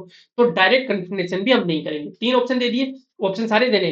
अब आते हैं चौथा ऑप्शन, कि हम इंटीग्रेटेड या होलिस्टिक अप्रोच अपनाएंगे। जीवन में यही करना होता है, हर चीज के साथ प्रॉब्लम सबको आती है, हमें थोड़ा बैलेंस बनाना होता है। अब देखो क्या क्या क्या है। पहली बात, टेक्नोलॉजी से हमें प्रौद्योगिकी का उपयोग करना है और ट्रकों की आवाजाही पर नजर रखनी है। गूगल अर्थ, एक बिहार में एक ऑफिसर ने, एक आरपीएस ऑफिसर, आरपीएस मतलब बिहार की जो पुलिस सर्विस है उसका एक ऑफिसर था, उसने गूगल अर्थ का यूज करके जो ट्रक नए रास्ते बनाते थे उनका वो डिटेक्ट कर लेता था और वहीं पे जाके रेड मार देता था, उन उन उन जो रास्तों को ब्लॉक कर देता था, बड़े बड़े गड्ढे खोद देता था उसमें, है ना। तो सैंड माफिया परेशान हो गई उससे तो काफी, तो उसने टेक्नोलॉजी का बहुत अच्छे से यूज किया, तो ना कि ट्रकों के जीपीएस लगा दो आप चुपके से ट्रकों पे, ठीक है। ये हो गया। दूसरा, use of technology to break nexus between employees and sand mafia. आपके ऑफिस के एम्प्लॉइज और सेंड माफिया के बीच में कम्युनिकेशन होता है, तो आपने जैसे बायोमेट्रिक का यूज कर लिया कि उनको ऑफिस टाइम पे आने, टाइम से ही छूटना है ना, नहीं तो कहीं पे ड्यूटी का बहाना बना के उनसे मिलते थे ड्यूटी के टाइम। आपने सेटेलाइट फोन का यूज कर लिया ताकि वो ट्रैप नहीं हो। उसके अलावा आपने जीपीएस लगा दिया अपने एम्प्लॉइज की गाड़ी में। इस तरीके से टेक्नोलॉजी का यूज करके वो जो अनहोली नेक्सस है, जो उनके बीच में मिली भगत है, उनको आप तोड़ोगे धीरे धीरे, ठीक है। दूसरी चीज हो गई। तीसरा, अवेयरनेस कैंपेन, जो पुअर ट्राइबल्स है भाई उनको नहीं समझ में कि जो जो सैंड माइनिंग हो रही है, आपको 100-200 रुपए पर ट्रक दे देते हैं वो भरने वगैरह के, लेकिन सैंड माइनिंग से अल्टीमेटली इकोलॉजी को हार्म हो रहा है। वहां के जो जल स्तर है आसपास का वो गिरेगा, जल स्तर गिरेगा तो वहां के जो पेड़ पौधे आसपास के वो सूखेंगे, पेड़ पौधे सूखेंगे तो ट्राइबल्स का तो सारा ही जो आजीविका है वो पेड़ पौधों पे ही निर्भर करता है ना। जो आपने पढ़ा होगा ना, कौन सा कंसेप्ट इकोनॉमी में हम पढ़ते हैं, कौन सा यार, वन बंधु कल्याण योजना आई थी ट्राइबल्स के लिए, जिसमें एमएफपी, माइनर फॉरेस्ट प्रोड्यूस दिया गया था। जैसे यहाँ पे एमएसपी होता है किसानों के लिए, वहां पे एमएफपी होता है। तो वो तो जैसे बांस हो गया, इमली हो गई, चंदन हो गया, ऐसे बहुत सारी जो चीजें उन पे एमएफपी मिलता है। जब आसपास के जो जो लेवल हो गया पानी का वो गिर जाएगा तो पेड़ पौधे सूख जाएंगे, तो उनकी तो आजीविका ही नष्ट हो जाएगी ना। लेकिन उनको ये समझाने वाला कोई नहीं है ना, वो तो इमीडिएट वो देख रहे हैं, क्या बोलेंगे फायदा, लाभ देख रहे हैं। तो उनको समझाओ, अवेयरनेस कैंपेन चलाओ, सोशल मीडिया का यूज करो, गांव में जाके माइक से बोलो, उनको समझाओ कि सैंड माइनिंग से आपका लॉन्ग टर्म नुकसान हो रहा है। उनको साइंटिफिक एविडेंस दो कि फलाना फलाना गांव में या फलाना फलाना सेक्टर उसमें देखो यार ये 3 बजने का इफेक्ट दिख रहा है, मैं फंबल कर रहा हूँ, सॉरी। ठीक है, तो फला फला जगह है वहां पे, फला फला जो सेक्टर है वहां पे सैंड माइनिंग हुई थी, और देखो वहां की इकोलॉजिकली पूरी तरीके से डिस्टर्ब हो गई है और वहां की आजीविका खत्म हो गई है। जब उनको एग्जाम्पल दोगे तो उनको समझ में आएगा, है ना। फिर वो उन सैंड जो गूंज से सैंड माफिया है उनका साथ देना छोड़ देंगे। ठीक है, उनके जो ट्राइबल मसल मैन है, जो लोकल लोग हैं, जो बड़े बूढ़े, उनको भी समझाएंगे कि आप इनका साथ मत दो, आप प्रशासन का साथ दो। ठीक है, मनरेगा जैसे कार्यक्रम वहां पे चालू करवा दिए, ताकि वो सैंड माइनिंग से, क्योंकि वो ट्रक बनने की उनको दिहाड़ी मजदूरी मिलती है, वहां से आपने शिफ्ट करके उनको मनरेगा में शिफ्ट करके, इस तरीके से आप उनको उनको चैनलाइज कर रहे हो, उनकी एनर्जी को और उनकी थॉट को। ठीक है, कर्बिंग द ब्लैक मार्केट, मैंने क्या बोला था, आप अंडरलाइन करोगे और बार बार कल आप पेपर दोगे तो बार बार के स्टडी को पढ़ोगे, जो चीजें अंडरलाइन की, वहां पे एक ब्लैक मार्केट भी है। भाई जो चीज लिखी हुई है ना सब इंपोर्टेंट लिखी हुई है। तो उसने क्यों लिखा कि ब्लैक मार्केट, वो सीधे भी लिख सकता था कि ट्रकों की आवाजाही होती है, लेकिन उसने लिखा है कि ब्लैक मार्केट में जा रहे हैं, तो ब्लैक मार्केट तो इलीगल है। तो आप वहां पे भी तो करो ना, आप जो कंसर्न डिपार्टमेंट है उसको इन्फॉर्म करो कि देखो ब्लैक मार्केट चल रहा है यहाँ पे और इसको कट करो। तो जब आप डिमांड को तोड़ोगे तो सप्लाई अपने आप ही टूट जाएगी। जब आप ब्लैक मार्केट पे छापे मारोगे तो वहां से डिमांड आना बंद हो जाएगी, जब डिमांड आना बंद हो जाएगी तो सप्लाई किसको देंगे भाई, ये फिर तो ट्रक बनना अपने आप ही बंद कर देंगे। तो आपको वहां पे भी चोट करनी है, कर्बिंग द ब्लैक मार्केट, काला बाजारी पे अंकुश लगाना है। ठीक है, आगे चलते हैं। Keeping seniors updated about the situation. अब देखो, आपके बॉस को पता है कि आप इंटीग्रल ऑफिसर हो, ऑनेस्ट हो, डेडिकेटेड हो, तो उनको इन्फॉर्म करते रहो हर सिचुएशन के बारे में, ताकि मान लो जरूरत पड़े तो आपके पास फोर्स स्टैंड बाई पे हो। कि मान लो कन्फ्रंटेशन हो गया, आपके थाने पे अटैक हो गया, आपके क्वार्टर पे अटैक हो गया, तो आपके पास फोर्स होनी चाहिए स्टैंड बाई पे। तो कम्युनिकेशन जारी रखो। ठीक है, सेलेक्टिंग ट्रस्टेड, अब देखो हर मूवी में पता है, याद करो कोई सी जैसे सूर मूवी होगी, कोई सी भी मूवी होगी, सिंघम होगी, कोई सी भी होगी, सारे थाने की जो पुलिस ऑफिसर वो करप्ट होते हैं, मिले हुए होते हैं गुंडे से, लेकिन एक यंग पुलिस ऑफिसर ऐसा होता है जो कि हीरो का साथ देता है। याद आया होगा किसी किसी मूवी में, तो कहीं ना कहीं कोई ऐसा ऑनेस्ट ऑफिसर मिल ही जाएगा आपको, तो वो स्पॉट करने की कोशिश करो आप। ठीक है, तो selecting trusted and integral officer, office employ for the task, कोई भी टास्क आप दे रहे हो तो ऐसे बंदे को सेलेक्ट करो जो कि सत्यनिष्ठ हो, जो कि आपके काम में बिलीफ रखता हो, जो कि उन सैंड माफिया के खिलाफ काम करने के लिए राजी हो, ऐसे को चूज करो, बाकी को हटाओ। तो ये भी आपको करना पड़ेगा। If possible shifting family to safe place, थोड़े दिनों तक बच्चों को नानी के घर भेज दिया, वाइफ को पीयर भेज दिया, मम्मी को अपने घर पे भेज दिया, ये मैक्सिमम अरेंजमेंट करना पड़ सकता है। देखो life is all about compromises, life can not sustain without suffering, ये किसने बोला था, एरिस्टोटल ने बोला था, गीता ने भी बोला था। ठीक है, being in touch with local politician and youth, जो जो लोकल यूथ है यार, वो सारे लोग जागरूक है, वो पढ़े लिखे लोग हैं, वो मान लो दिल्ली यूनिवर्सिटी से पढ़ा हुआ है, ट्राइबल से, है ना। मान लो मीणा मीणा रेंज में ये बात हो रही है, और वहां के जो मीणा जो बच्चा है वो दिल्ली यूनिवर्सिटी में पढ़ता है, उसको इकोलॉजिकल जो पारिस्थितिक तंत्र है उसके बारे में सब कुछ पता है। तो वो उसको आप ऑफिस में बुलाओगे, आप एक एसडीएम ऑफिसर, आप एक आईएएस ऑफिसर हो, उसको भी प्राउड फील होगा कि एसडीएम साहब मेरे से बात कर रहे हैं। और उसके थ्रू आप अवेयरनेस फैलाओ कि वो अपने घर वालों को समझाएगा, अपने पड़ोसियों को समझाएगा, अपने रिश्तेदारों को समझाएगा। तो आप ट्राइबल्स जो यूथ है और जो लोकल पॉलिटिशियन है, जो युवा नेता है, उनको आप कॉन्फिडेंस में लाओ, अपनी फौज खड़ी करो वहां पे उनके खिलाफ। लोहे को लोहा काटता है तो उनकी मदद लो आप। ठीक है, उसके अलावा opening file of degrees officer, आप देखो धमकी आपको क्या दी गई थी कि भाई 10 साल पहले हसर हुआ था, तो आप मान लो आप तो खनन विभाग में हो मान लो, तो आप पुलिस विभाग को इन्फॉर्म करो और उस फाइल को दोबारा खुलवाओ। उससे क्या होगा, जो उसको जस्टिस मिलेगा, और जस्टिस मिलेगा तो वापिस खनन माफियाओं में एक डर बैठेगा कि भाई 10 साल पुरानी फाइल भी खुल सकती है और हम जेल जा सकते हैं। दो चार ऐसे लोग जेल गए तो नए खनन माफियाओं का हौसला टूटेगा, और फिर वो आप पे पर्सनल अटैक करने से बचेंगे। तो आपने देखो इंटीग्रेटेड अप्रोच आप कर रहे हो, आपने पुलिस डिपार्टमेंट को इन्वॉल्व कर लिया, आपने उधर कालाबाजारी का अंकुश के लिए किसी पर्टिकुलर डिपार्टमेंट को इन्वॉल्व कर लिया, आपने लोकल पॉलिटिशियन और यूथ को इन्वॉल्व कर लिया, आपने प्रौद्योगिकी जो टेक्नोलॉजी है उसका यूज कर लिया, है ना। आप कम्युनिकेशन सेटअप कर रहे हो अपने डिपार्टमेंट में, इंटर डिपार्टमेंट और इंट्रा डिपार्टमेंट दोनों, इंट्रा डिपार्टमेंट मतलब खुद का डिपार्टमेंट, सीनियर जूनियर, है ना। और इंटर डिपार्टमेंट मतलब एक दूसरे का डिपार्टमेंट, अलग अलग डिपार्टमेंट। ट्रांसपोर्टेशन डिपार्टमेंट जैसे आरटीओ है, उसको आपने इन्फॉर्म कर दिया कि देखो ट्रक ट्रक कहाँ से कैसे जाते हैं, है ना। तो इस तरीके से आप इंटीग्रेटेड अप्रोच यूज कर सकते हो। रियल लाइफ, ये सब रियल लाइफ की चीजें, टेकिंग हेल्प ऑफ मीडिया, और उनके खिलाफ नेगेटिव पब्लिसिटी का मीडिया का भी, प्रिंट मीडिया का यूज कर सकते हो। लोकल न्यूज़पेपर में निकलवा दो आप, कोई भी अटैक हो रहा है, कुछ भी हो रहा है, तो इससे भी हौसला टूटता है, ठीक है। ये सब ऑप्शन हो गए। इसके नेगेटिव तो होंगे, मैंने क्या बोलता, कितना भी अच्छा ऑप्शन उसके नेगेटिव पॉजिटिव दोनों होंगे, लेकिन यहाँ पे क्योंकि फाइनली ऑप्शन यही चूज करें तो नेगेटिव कम लिखने। जैसे ये टाइम टेकिंग प्रोसेस होगी, डायरेक्ट कन्फ्रंटेशन में कोई टाइम नहीं लगता, या तो वो हारते या आप हारते, और ज्यादा चांस थे कि आप ही हारते, आपका ट्रांसफर हो जाता, आप हो सकता है आप अपने कोई हाथ पैर गवा देते, या फिर आप जान भी गवा सकते थे। उनके साथ मिल जाते, कोई टाइम नहीं लगता, लेकिन आप ड्यूटी नहीं कर पा रहे। लेकिन ये जो प्रोसेस है, जो इंटीग्रेटेड अप्रोच है, जिसमें आपने इतने सारे स्टेक होल्डर्स को इन्वॉल्व किया, इसमें टाइम तो लगेगा साहब, और आपको वर्क आवर्स भी हेक्टिक हो जाएंगे। डायरेक्ट कन्फ्रंटेशन में भी कोई हेक्टिक नहीं था, 2-4 दिन का काम था, हार के आप निकल लेते, है ना।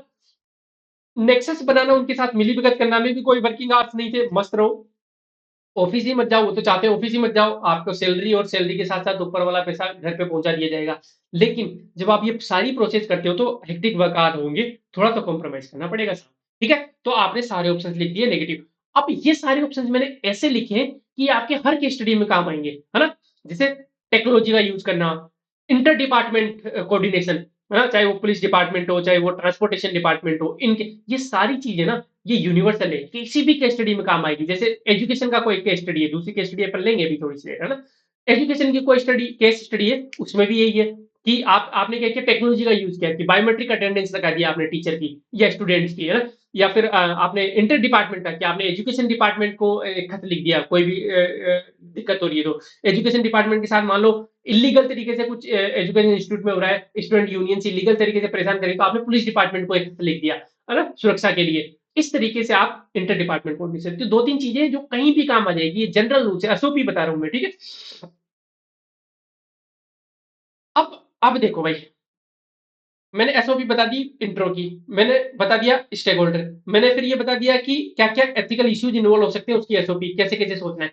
अब किसी भी ऑप्शन को जस्टिफाई कैसे करना है, ये भी वैसे ही जस्टिफाई करना है कि जैसे आपने किसी फिलोसोफर की मदद ले ली, है ना, किसी कॉन्स्टिट्यूशन, जो इश्यूज थे वही जस्टिफाई करेंगे। जैसे फॉर एग्जाम्पल, अब मैं बोलूंगा कि लास्ट वन अप्रोप्रिएट है, होलिस्टिक अप्रोच अप्रोप्रिएट है, क्यों है, क्योंकि ये गीता के स्वधर्म के अनुसार है, स्वधर्म का पालन कर रहा हूं मैं। दूसरा, ये इंटीग्रेटेड अप्रोच है, मतलब ये यूटिलिटेरियनिज्म के प्रिंसिपल, उपयोगितावाद के सिद्धांत का उपयोग कर रहा है, कि मतलब maximum good for the maximum people. इसमें ट्राइब्स की भी अच्छा होगा, इसमें ऑफिस एम्प्लॉयज का भी अच्छा होगा कि अनोली नेक्सस खत्म हो जाएगी, इसमें मेरा भी अच्छा है ना, इसमें अल्टीमेटली पर्यावरण का भी अच्छा है। तो मैं उपयोगितावाद के सिद्धांत को इसमें यूज कर रहा हूँ, इसलिए मैं लास्ट ऑप्शन कर रहा हूँ, ठीक है। उसके अलावा मैं गांधी जी की उस प्रिंसिपल का यूज कर रहा हूँ कि मीन्स और एंड दोनों ही अच्छे होने चाहिए। डायरेक्ट कन्फ्रंटेशन में एंड अच्छा हो सकता है ना, लेकिन मीन्स अच्छे नहीं होंगे। डायरेक्ट कन्फ्रंटेशन में आपकी जान भी जा सकती है, जो कि अच्छी बात नहीं है, ठीक है। हो सकता है आपने 2-4 गुंडे मार भी दिए, लेकिन उससे कोई फायदा नहीं होगा, एंड और मीन्स दोनों अच्छे नहीं होंगे। तो गांधी जी का जो मीन्स और एंड दोनों ही, जो साधन और साध्य दोनों ही शुभ होने चाहिए, गांधी जी का ये कहना था ना, तो ये मैं अप्लाई कर पा रहा हूँ लास्ट वाले ऑप्शन में, ठीक है। उसके अलावा लॉन्ग टर्म जो ट्राइबल है उनमें अवेयरनेस फैला रहा हूँ, तो उनका लॉन्ग टर्म फायदा होगा, तो मैं गांधी जी के जो अंत्योदय और सर्वोदय का जो कंसेप्ट है उसको यूज कर पा रहा हूँ, इसलिए अच्छा है। क्या यूज कर रहा हूँ मैं यहाँ पे, गांधी जी को यूज कर रहा हूँ, गीता को यूज कर रहा हूँ, उपयोगितावादी यूटिलिटेरियनिज्म की यूज कर रहा हूँ। इन सब का यूज करके तभी तो एथिक्स का आंसर बनेगा, नहीं तो जीएस का आंसर बन जाएगा। इन सब का यूज करके आप इसको जस्टिफाई कर सकते हो, ठीक है। उसके अलावा टेक्नोलॉजी का यूज करना है। आर्टिकल 51 ए क्या बोलता है कि हर सिटीजन को साइंटिफिक टेम्पर का होना चाहिए, तो आर्टिकल 51 ए का ही मैं यूज कर रहा हूँ, टेक्नोलॉजी का यूज करके मैं अपने साइंटिफिक टेम्पर को यूज कर रहा हूँ इस प्रॉब्लम को सोल्व करने में। तो मैंने आर्टिकल 51 का यूज किया, इसलिए ये ऑप्शन अप्रोप्रिएट है, ठीक है। आर्टिकल 48 राज्य द्वारा पर्यावरण संरक्षण, इसलिए मैं इमोशनल इंटेलिजेंस का यूज कर रहा हूँ, क्योंकि एक तरफ कानून की हेल्प ले रहा हूँ, दूसरी तरफ मैं अपने इमोशंस की भी हेल्प ले रहा हूँ, किसके, ट्राइबल यूथ को अपनी तरफ ले रहा हूँ। तो इमोशन और कानून, लॉजिक और इमोशंस, दोनों को मैं यूज कर रहा हूँ, इमोशनल इंटेलिजेंस, ठीक है।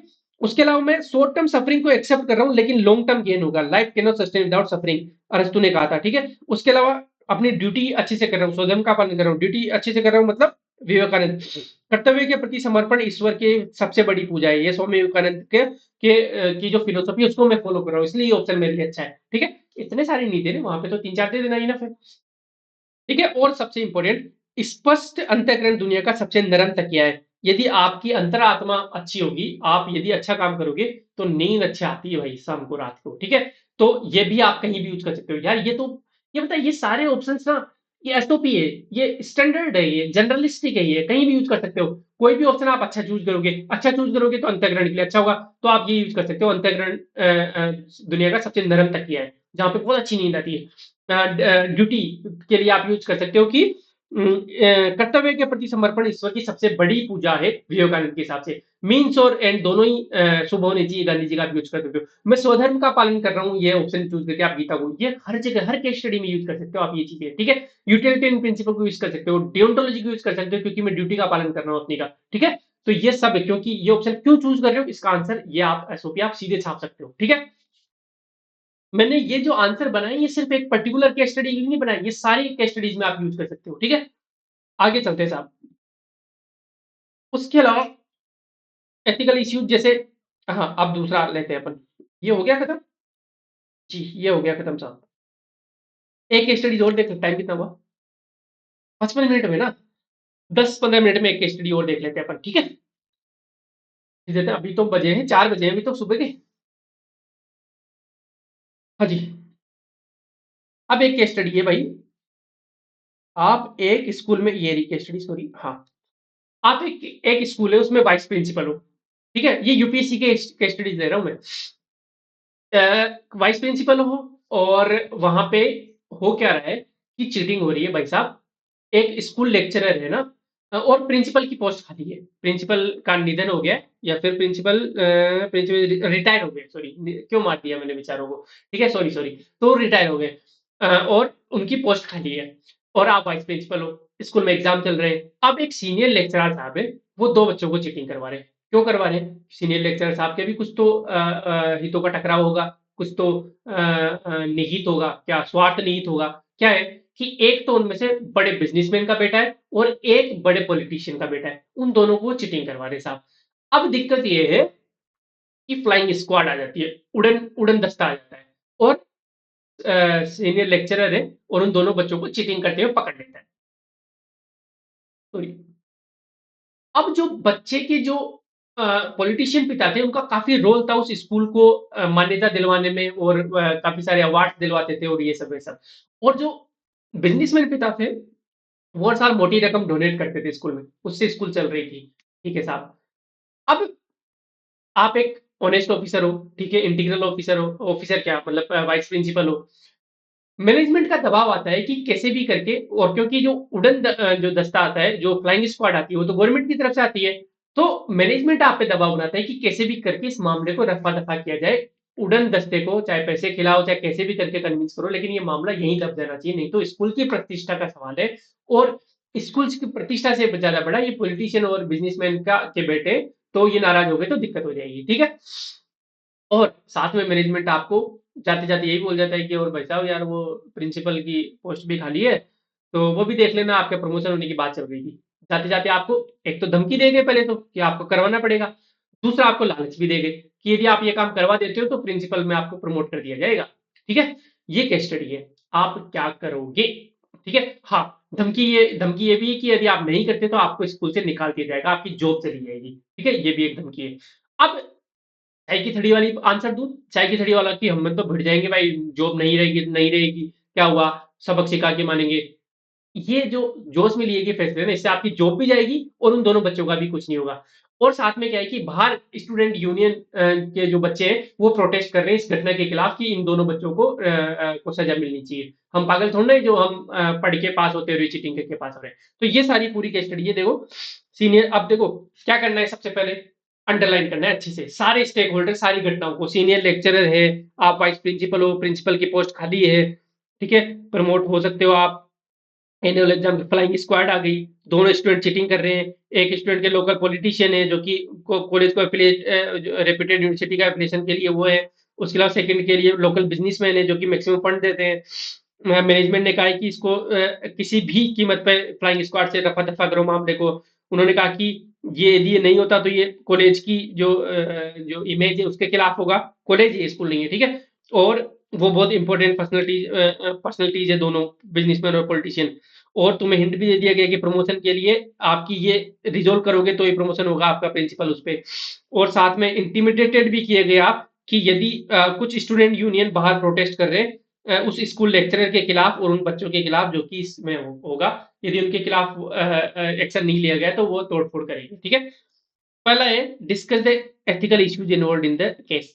मैंने क्या तो भी बताई थी, एथिकल इश्यूज का क्या, कॉन्स्टिट्यूशनल इश्यूज लिख दो, वैल्यूज लिख दो, कोई फेमस पर्सनैलिटी के खिलाफ है क्या, कोई स्लोगन के खिलाफ है क्या, सारी एसओपी आप 5-6 रट लो ना उनको, कहीं ना कहीं कुछ ना कुछ निकल के आ जाएगा। फॉर एग्जाम्पल आर्टिकल 21, जो स्टूडेंट यूनियन है भाई, राइट टू क्वालिटी एजुकेशन तो सबका अधिकार है, तो कहीं ना कहीं वो पास हो रहे हैं, उनकी सीट कॉलेज है तो उनकी सीट क्या हो गया, जो लेजिटमेट जो बच्चे हैं उनकी सीट पे उनका अधिकार हो जाएगा, तो उनको एजुकेशन से डिप्राइव किया जा रहा है। तो चाहे आर्टिकल 45 लिख दो चाहे आर्टिकल 21 ए लिख दो, ठीक है। तो 45 तो किस में हो जाएगा, डीपीएसपी में हो जाएगा, आर्टिकल 21 ए किस में हो जाएगा, फंडामेंटल राइट में हो जाएगा, उसके खिलाफ है। उसके अलावा हाल ही में राजस्थान गवर्नमेंट में जो पब्लिक एग्जामिनेशन की जो चीटिंग के खिलाफ एक लॉ आया था उसके खिलाफ हो जाएगा ये, है ना। तो वो आप लिख सकते हो। इंट्रो में भी आप लिख सकते हो कि जो चीटिंग वाले जो केस है वो काफी बढ़ रहे हैं, राजस्थान में भी बढ़ रहे हैं, इंडिया में भी बढ़ रहे हैं, तो इनको ये केस स्टडी उसी टाइप का एक केस रिप्रेजेंट करती है। तो आपने करंट से ऐड कर दिया, तो आपने फटाफट 2 लाइन का इंट्रो दे दिया। स्टेक होल्डर आप एक साथ लिखोगे,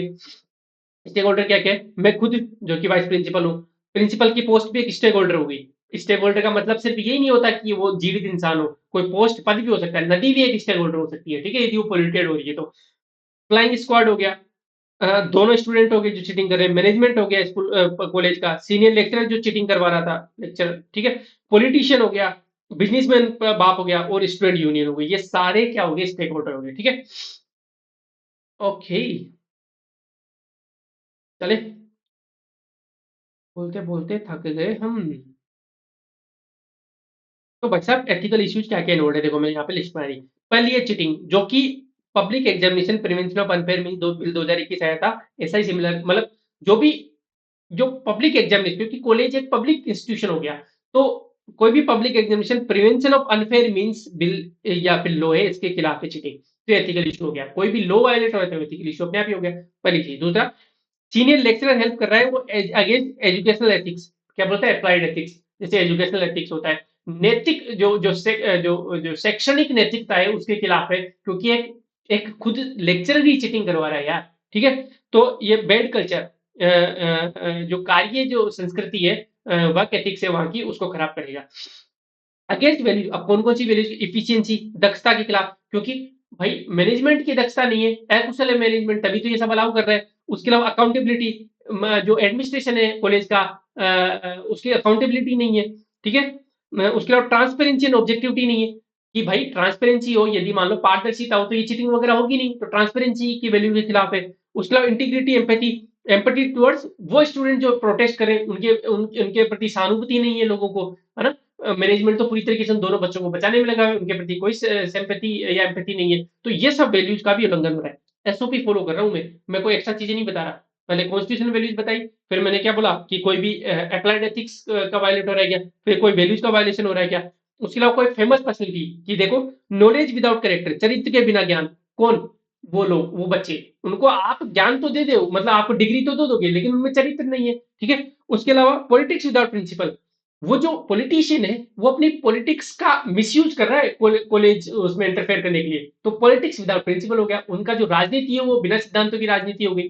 उसके अलावा बिजनेस विदाउट मॉरल्स, जो व्यापारी है, जो बिजनेसमैन है, वो अपने बिजनेस का जो पैसा है वो कॉलेज फंड में लगा रहा है, बहुत अच्छी बात है, लेकिन उसका मिसयूज कर रहा है वो। ठीक है, तो बिजनेस विदाउट मॉरल्स हो गया, ये सब सिन है, पाप है गांधी जी के हिसाब से, तो पाप है तो फिर ये तो इमोरल हो, चीज होगी, इमोरल होगी तो अपने आप ही एथिकल इश्यूज हो गए। ठीक है, उसके अलावा कॉन्फ्लिक्ट ऑफ इंटरेस्ट, हितों का टकराव हो रहा है, कैसे कि जो पॉलिटिशियन मान्यता दिलवा रहा है, जो बिजनेसमैन फंड दे रहा है, उन्हीं के बच्चे उस कॉलेज में पढ़ रहे हैं और उन्हीं वही चीटिंग कर रहे हैं, तो ये तो कॉन्फ्लिक्ट ऑफ इंटरेस्ट अपने आप ही हो गया। सीनियर लेक्चरर का कॉन्फ्लिक्ट ऑफ इंटरेस्ट हो गया, या फिर जो प्रिंसिपल है उसकी पोस्ट के लिए कॉन्फ्लिक्ट ऑफ इंटरेस्ट हो गया, कि उसी को प्रमोट किया जाएगा जो कि फ्लाइंग स्क्वाड के साथ क्या करेगा, मामला को रफा दफा करेगा। ठीक है, तो इस तरीके से nexus between senior lecturer and management, जो कि गलत है।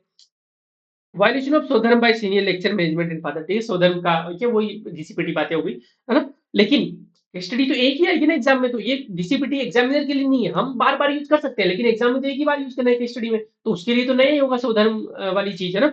और आर्टिकल 29 जो कि शिक्षा का अधिकार होता है, article 45 equal education opportunity for all children, लेकिन यहाँ पे तो इक्वल एजुकेशन अपॉर्चुनिटी नहीं मिल रही ना, दो को तो प्रेफरेंशियल ट्रीटमेंट मिल रहा है, बाकी को नहीं मिल रहा, तो ये सब एथिकल इश्यूज का वायलेशन हो गया, आपने लिख दिया ये सब चीजें।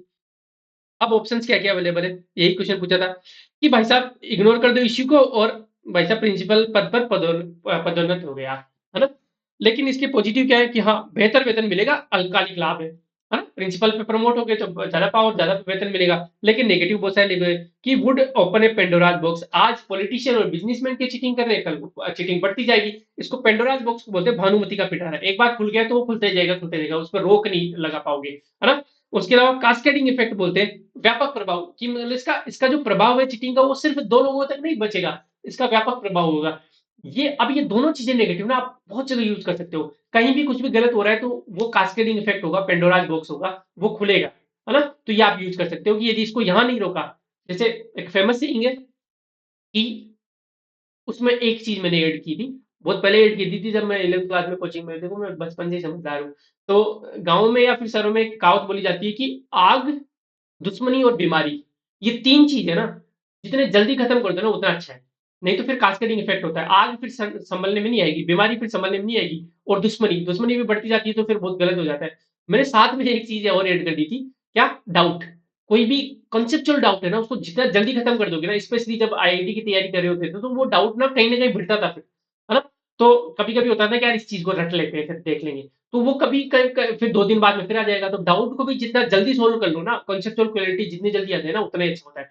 तो आग, बीमारी, आग हो गया, बीमारी हो गया, दुश्मनी हो गया और डाउट हो गया। 4 चीज़ों को जितना जल्दी सोल्व कर लो उतना अच्छा होता है। तो नहीं तो फिर पेंडोरास बॉक्स खुल जाता है, भानुमति का पिटारा खुल जाता है, कास्केडिंग इफेक्ट व्यापक प्रभाव होता है। ठीक है? तो would set a bad president, ये गलत मिसाल कायम होगी यदि आपने आज कंप्रोमाइज कर लिया, तो पूरी कॉलेज की हिस्ट्री में लिखा जाएगा कि देखो दो, क्योंकि स्टूडेंट यूनियन को तो सब पता है, स्टूडेंट को सारे पता है, तो बाहर बात जाएगी। तो ये गलत मिसाल कायम हो गई कि ये जो प्रिंसिपल साहब है, ये वाइस प्रिंसिपल से प्रमोट ऐसे ही हुए थे, इन्होंने चीटिंग अलाउ की थी, फ्लाइंग स्क्वाड के साथ मामला रफा दफा किया था। तो ये देखो, पंडराज बॉक्स हो गया, कास्केडिंग इफेक्ट हो गया, would set a bad president, ये एक गलत मिसाल कायम करेगा। ये तीनों चीजें आप बहुत स्टडीज में यूज कर सकते हो नेगेटिव में। ठीक है? उसके अलावा loss of trust among other students, छात्रों में विश्वसनीयता की कमी, जो बाकी छात्र हैं जो प्रोटेस्ट कर रहे हैं, वो तो कॉलेज के प्रति विश्वसनीयता खत्म हो जाएगी, उनकी तो क्रेडिबिलिटी खत्म हो जाएगी इंस्टीट्यूशन में। ठीक है? दूसरा क्या है? विद्यालय प्रबंधन, राजनेता और व्यापारी से सीधा टकराव, डायरेक्ट कन्फ्रंटेशन, वही वाली जोश जोश वाली बात हो गई। प्यास लग रही है मुझे, कोई बात नहीं, अभी तो मैं खत्म ही कर देता हूँ उसको, खत्म, कोई बात नहीं, कोई बात नहीं। कितना हुआ टाइम? 1 घंटा 7 मिनट हुए ना, 10 मिनट में खत्म कर दूंगा अभी। ठीक है? तो डायरेक्ट कन्फ्रंटेशन में क्या हो गया, स्ट्रॉन्ग मैसेज जाएगा स्टूडेंट यूनियन को, और मैनेजमेंट को, स्टूडेंट यूनियन कुछ भी होगी, लेकिन नेगेटिव बहुत है इसके। बैड वर्क कल्चर हो जाएगा, कार्य संस्कृति खराब हो जाएगी, क्योंकि लड़ाई झगड़ा, कोई भी कॉलेज में यदि लड़ाई झगड़ा होता है मैनेजमेंट के या किसी इंसान के, तो फिर वो कार्य संस्कृति पूरी खराब हो जाती है। ठीक है? Two wrongs don't make it right, दो गलत काम कभी एक सही काम को अंजाम नहीं दे सकते। पहला गलत क्या हो रहा था? चीटिंग। दूसरा गलत क्या कर रहे हो आप? लड़ाई झगड़े कर रहे हो, भिड़ जा रहे हो किसी से। तो दो गलत कभी भी सही नहीं कर सकते। ठीक है? तो आपको सही करना पड़ेगा। Might hang the sword on the very existence of the school, school के अस्तित्व पे ही तलवार लटक सकती है। एक पॉलिटिशियन तो उसको मान्यता दिलवाने की बात करता है, दूसरा फंड दे रहा है, दोनों ही नहीं होगी तो कॉलेज ही बंद हो जाएगी। तो आप नहीं चाहते ना कि जो स्टूडेंट उस कॉलेज में पढ़ रहे हैं वो उनका फ्यूचर खराब हो, आप नहीं चाहते ना आप खुद की जॉब जाए। तो होश में जोश में होश नहीं खोना है। ठीक है? Digression from the real objective, ये भी आप बहुत जगह यूज कर सकते हो कि जो वास्तविक उद्देश्य से उससे भटक गए आप। आपका उद्देश्य बदला लेना नहीं है, आपका उद्देश्य क्या है? गुणवत्तापूर्ण शिक्षा देना है, क्वालिटी एजुकेशन देना है। आप डायरेक्ट कन्फ्रंटेशन करके आप बदले पे उतारोगे, आप किसी से भिड़ने लग रहे हो, ये नहीं है। आप वाइस प्रिंसिपल हो, आप प्रिंसिपल भी बनोगे, जो भी बनोगे, आपका अल्टीमेट उद्देश्य क्या है? गुणवत्तापूर्ण शिक्षा देना। ठीक है? तो digression from the real objective, ये भी आप बहुत जगह यूज कर सकते हो नेगेटिव में, कि आप कुछ भी उल्टा पुल्टा कर रहे हो, जैसे उधर भी यूज कर सकते थे सुनील के साथ, कि सुनील मान लो नेक्सस बना रहा है या फिर डायरेक्ट कंट्रेशन कर रहा है, तो आपने मूल उद्देश्य से भटक गया। मूल उद्देश्य क्या था? एनवायरमेंटल प्रोटेक्शन, पर्यावरण का संरक्षण करना और उसको खत्म करना। आप तो बेर लेके बैठ गए, आप तो भिड़ने लग गए, ट्राइबल से भिड़ रहे हो, ट्राइबल मुसलमान से भिड़ रहे हो, सेंट माफिया से भिड़ रहे हो। तो it would amount to dereliction from the duty, वो तो हो गया, और digression from the real objective, real उद्देश्य से, जो वास्तविक उद्देश्य से भटकाव जो कि नहीं होना चाहिए। तो भाई क्या करेगा फिर सुनील? Holistic approach. क्या होलिस्टिक अप्रोच? अब इसको आप दो तरीके से तोड़ सकते हो कभी भी, कि शॉर्ट टर्म क्या करूंगा और लॉन्ग टर्म क्या करूंगा। शॉर्ट टर्म क्या करेगा कि भाई सबसे पहले तो मैनेजमेंट से लिखित में आदेश लेगा। ये भी बहुत जगह यूज कर सकते हो आप। कहीं भी कोई भी गलत काम करने के लिए बोल रहे हैं ना, चाहे वो आपका सीनियर हो, चाहे वो पॉलिटिशियन हो, रियल लाइफ में भी ध्यान रखना और केस स्टडी में भी ध्यान रखना। आप लिखित में ऑर्डर लो, 90% 95% प्रॉब्लम सोल्व है ना। मान लो कोई गलत गलत आपको फोन पे कुछ बोल रहा है, आप रिकॉर्डिंग ऑन कर दो, 90% इश्यू सॉल्व है, क्योंकि सामने वाला कोई भी सबूत नहीं छोड़ना चाहता। मैनेजमेंट लिखित में नहीं दे रहा, आप लिखित में मान दो कि यार मुझे तो लिखित में दे दो, कोई भी चीज आप करना चाहते हो मैं तो कर दूंगा, क्योंकि मैनेजमेंट की बात मुझे माननी पड़ेगी। सही बात है, I am stakeholder of this college, तो मुझे माननी पड़ेगी, और माननी पड़ेगी तो आप मुझे लिखित में दे दो साहब। तो मान लो कोई पॉलिटिशियन आपको धमका रहा है, तो लिखित में कभी नहीं देगा, और लिखित में नहीं देगा तो आप बोल दोगे साहब बात कि मुझे तो ऐसी कोई इन्फॉर्मेशन मिली नहीं साहब, प्रेस में बोल दोगे आप। तो लिखित में मांगो आप। दूसरा, demanding fair and independent investigation from flying squad. आप उड़न दस्ते को बोलो कि आप तो निष्पक्ष जांच करो साहब, ठीक है, देखा जाएगा जो होगा वो, ठीक है। आगे देखते हैं, taking student union in confidence. अब छात्र संघ के लोगों से बात करो, बच्चों से बात करो कि देखो मामले की जांच चल रही है, आप शांत बैठो, उनको कॉन्फिडेंस में लो, क्योंकि असली पावर होती है लोगों में। कभी भी ध्यान रखना ये चीज, मैं रियल लाइफ का बता रहा हूँ। बहुत सारे चपड़ासी सेक्रेटरीट में से बैठे हैं, जिनकी पावर आईएएस और एसडीएम ऑफिसर से ज्यादा है ना। आदमी में दम होना चाहिए, बाकी पावर और पोस्ट में नहीं होती कभी भी। आपके पीछे कितने लोग हैं वो डिपेंड करता है। तो यदि पूरी स्टूडेंट यूनियन, मान लो उस कॉलेज में 1000 लोग पढ़ रहे हो, 900 लोग आपके साथ है ना, वो आपको पद से नहीं हटा सकते, सीधी सी बात है। कॉलेज स्टूडेंट से बनती है, यदि उनको आपने कॉन्फिडेंस में ले लिया ना, तो आपने आधी लड़ाई जीत ली है। तो छात्र संघ को विश्वास में लेना, स्पष्ट संवाद करो और मामले में पारदर्शिता रखो, उनको जानकारी देते रहो। छात्र संघ का जो अध्यक्ष है उसके साथ कम्युनिकेशन करते रहो कि भाई ये हो रहा है, ये हो रहा है, ये हो रहा है ना, ठीक है। उसके बाद meeting with politician and businessman. अब एक बात बताओ, वो जो पॉलिटिशियन और बिजनेसमैन वो आपके दुश्मन थोड़ा है, वो तो अपने बच्चे के हितैषी हैं, वो तो कोई भी बाप अपने बच्चे के लिए करना चाहेगा। अब देखो आप चढ़ जाओगे मेरे ऊपर, गलत कैसे करने देंगे? हाँ भाई सही बात है, गलत नहीं करने देंगे, इसीलिए तो संवाद कर रहे हैं। आप उनको खोपचे में लो, है ना, उनके घर जाओ या फिर उनको ऑफिस में बुला लो और उनसे बात करो। उनको जो लॉन्ग टर्म जो हार्म है उनको समझाओ कि सर ऐसा ऐसा है, बात बाहर चली जाएगी तो आप एमएलए साहब हो, आपकी रेपुटेशन को खतरा होगा, अगली बार आपको सीट नहीं मिल सकती, ये होगा वो होगा, इस तरीके से समझाओ। और जो बिजनेसमैन है उसको भी इस तरीके से समझाओ आप कि इस तरीके से आपको नुकसान होगा। समझाने की कोशिश करो, बात करो, संवाद होने से बहुत सारी चीजें हो जाती है। नहीं तो वो आपके दुश्मन, नहीं आप उनके दुश्मन। मिसअंडरस्टैंडिंग होती है जब आप बात नहीं करते हो तो, ठीक है। तो ये तो हो गया शॉर्ट टर्म, क्या आपने सबसे संवाद किया, छात्र संघ से किया, पॉलिटिशियन से किया, इससे बिजनेसमैन से किया, उसके बाद मैनेजमेंट से किया, लिखित में ऑर्डर ले लिया। लॉन्ग टर्म में मैं क्या करूंगा? लॉन्ग टर्म में करूंगा साहब, यदि कुछ नहीं हो रहा ना, न तो मेरी छात्र संघ सुन रहा, न मैनेजमेंट सुन रहा, तो मैं as a protest, as a मैं नैतिकता के रूप में रेजिग्नेशन दूंगा। और ये लेकिन लास्ट रिसोर्ट होना चाहिए, ध्यान रखना, एज ए लास्ट रिसोर्ट, अंतिम उपाय के रूप में इस्तीफा दे सकता हूं, नैतिक ईमानदारी का प्रदर्शन करते हुए, ठीक है। और प्रिंट मीडिया का अब सॉरी, मैंने दे दिया रेजिग्नेशन, अब मैं उस इश्यू को थोड़ा ना छोड़ दूंगा। मैं प्रिंट मीडिया का हेल्प लूंगा उस इश्यू को उजागर करने के लिए कि देखो ऐसे ऐसे लफड़े हो रहे, पद तो मैंने खो दिया, लेकिन ये जो गलत हो रहा है कॉलेज में वो नहीं होना चाहिए, ठीक है। उसके अलावा जिला शिक्षा विभाग को भी आप मामले की जानकारी दे सकते हो। ये लॉन्ग टर्म है, ये बाद की चीज है, लेकिन ये कर सकते हो आप बिल्कुल भी, ठीक है। नेगेटिव क्या कर सकते हैं? इमीडिएट हार्म, भाई आप पॉलिटिशियन और मैनेजमेंट और बिजनेसमैन का क्रोध का शिकार हो सकते हो, वो कुछ भी करवा सकते हैं, तो ये तो होंगे साहब, ये तो लाइफ के not sustain without suffering, Aristotle बाबा गीता, ठीक है। और यदि बात स्कूल से बाहर चली जाती है तो स्कूल की छवि खराब होगी, लेकिन जब मैनेजमेंट को ही नहीं पड़ी, एडमिनिस्ट्रेशन को ही नहीं पड़ी, तो फिर आप क्या ही कर सकते हो। तो ठीक है, वो तो नेगेटिव तो होते ही है। आप देखो केस स्टडीज में सही गलत कुछ नहीं होता, आपको अपने माइंड की जो ब्रॉडनेस है वो दिखानी होती है एग्जामिनर को, कि देखो भाई मैं सिर्फ संकीर्ण सोच नहीं है, मैं सारे पहलुओं पे सोच पा रहा हूँ, इसके पॉजिटिव है, इसके नेगेटिव है, ये कर सकते हैं, वो कर सकते हैं, लॉन्ग टर्म ये कर सकते हैं, शॉर्ट टर्म ये कर सकते हैं। समझ में आ गई चीजें?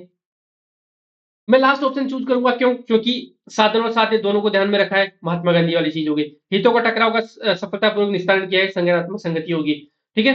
मैंने निष्पक्ष रहते हुए जांच का आदेश दिया है, ये कौन कौन बोलता है मुझे? John Rawls. John John Rawls क्या बोलते हैं कि व्हील ऑफ इग्नोरेंस, आपको एक पर्दा डाल लेना है, आपको नहीं मतलब कौन पॉलिटिशियन है, कोई कौन बिजनेसमैन है, कौन फंड कर रहा है, आपको निष्पक्ष जांच करनी है, being in the position of the power.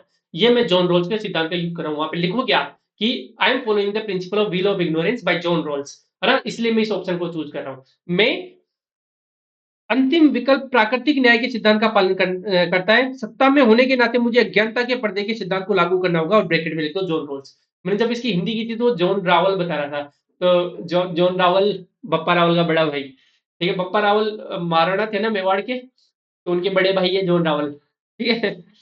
ये हम मजाक कर रहे थे एक दिन आर्गन में मोर में, ठीक है। चले आगे। और अंतिम विकल्प मेरी मूल्य प्रणाली से मेल खाता है, इसलिए शुद्ध अंतकरण सबसे नरम तकिया है। ये तो आप हमेशा लिख सकते हो, क्योंकि भाई मेरी मूल्य प्रणाली से मेल खाता है तो मुझे बढ़िया नींद आएगी, बढ़िया नींद आएगी तो बहुत अच्छी बात है। मेरा अंतकरण शुद्ध है तो मस्त नींद आएगी, ठीक है। होना चाहिए मुझे भी। कितना बजे? 4:30 हो गए। डेलिमास डेलिमा डायलेमा डेलिमा कुछ भी बोल लो आप, द्वंद जो भी है मैंने बहुत सारे बता रखे हैं, कितनी बार बताऊं आपको। कोई सा भी एक दो द्वंद आप लिख सकते हो, इनमें से कोई सा भी द्वंद आपके मैच कर ही जाएगा, कि लेटर ऑफ लॉ, ये सब डेवलपमेंट, ये मैं आपको पीडीएफ दे दूंगा, ये आप पढ़ लेना कि द्वंद कौन कौन से होते हैं। जैसे प्रिंसिपल वर्सेज प्रिजर्वेशन, सिद्धांत बनाम संरक्षण या रक्षा, सुनील के केस में था, ठीक है। इस एजुकेशन वाले केस में क्या था, कौन सा था? सामाजिक नैतिकता बनाम आर्थिक नैतिकता बोल सकते हो, कि जब आप प्रिंसिपल की पोस्ट पे प्रमोट होते हो तो आपकी आर्थिक नैतिकता है कि आप, हाँ, आपकी सैलरी बढ़ जाएगी, लेकिन आपकी सामाजिक जिम्मेदारी भी है। सामाजिक नैतिकता ये बोलती है कि आपको बच्चों के साथ न्याय करना चाहिए, तो ये आप कर सकते हो ना। विशेषाधिकार बनाम गैर भेदभाव, ये ज्यादा बेटर है, कि आप दो बच्चों को विशेषाधिकार नहीं दे सकते, आपको गैर भेदभाव वाली अपनाना पड़ेगा, नॉन डिस्क्रिमिनेशन अपनाना पड़ेगा, ठीक है। उसके अलावा साध्य बनाम साधन, ये भी है कि अल्टीमेटली साध्य और साधन दोनों को आपको अच्छा रखना पड़ेगा गांधी जी के हिसाब से, है ना?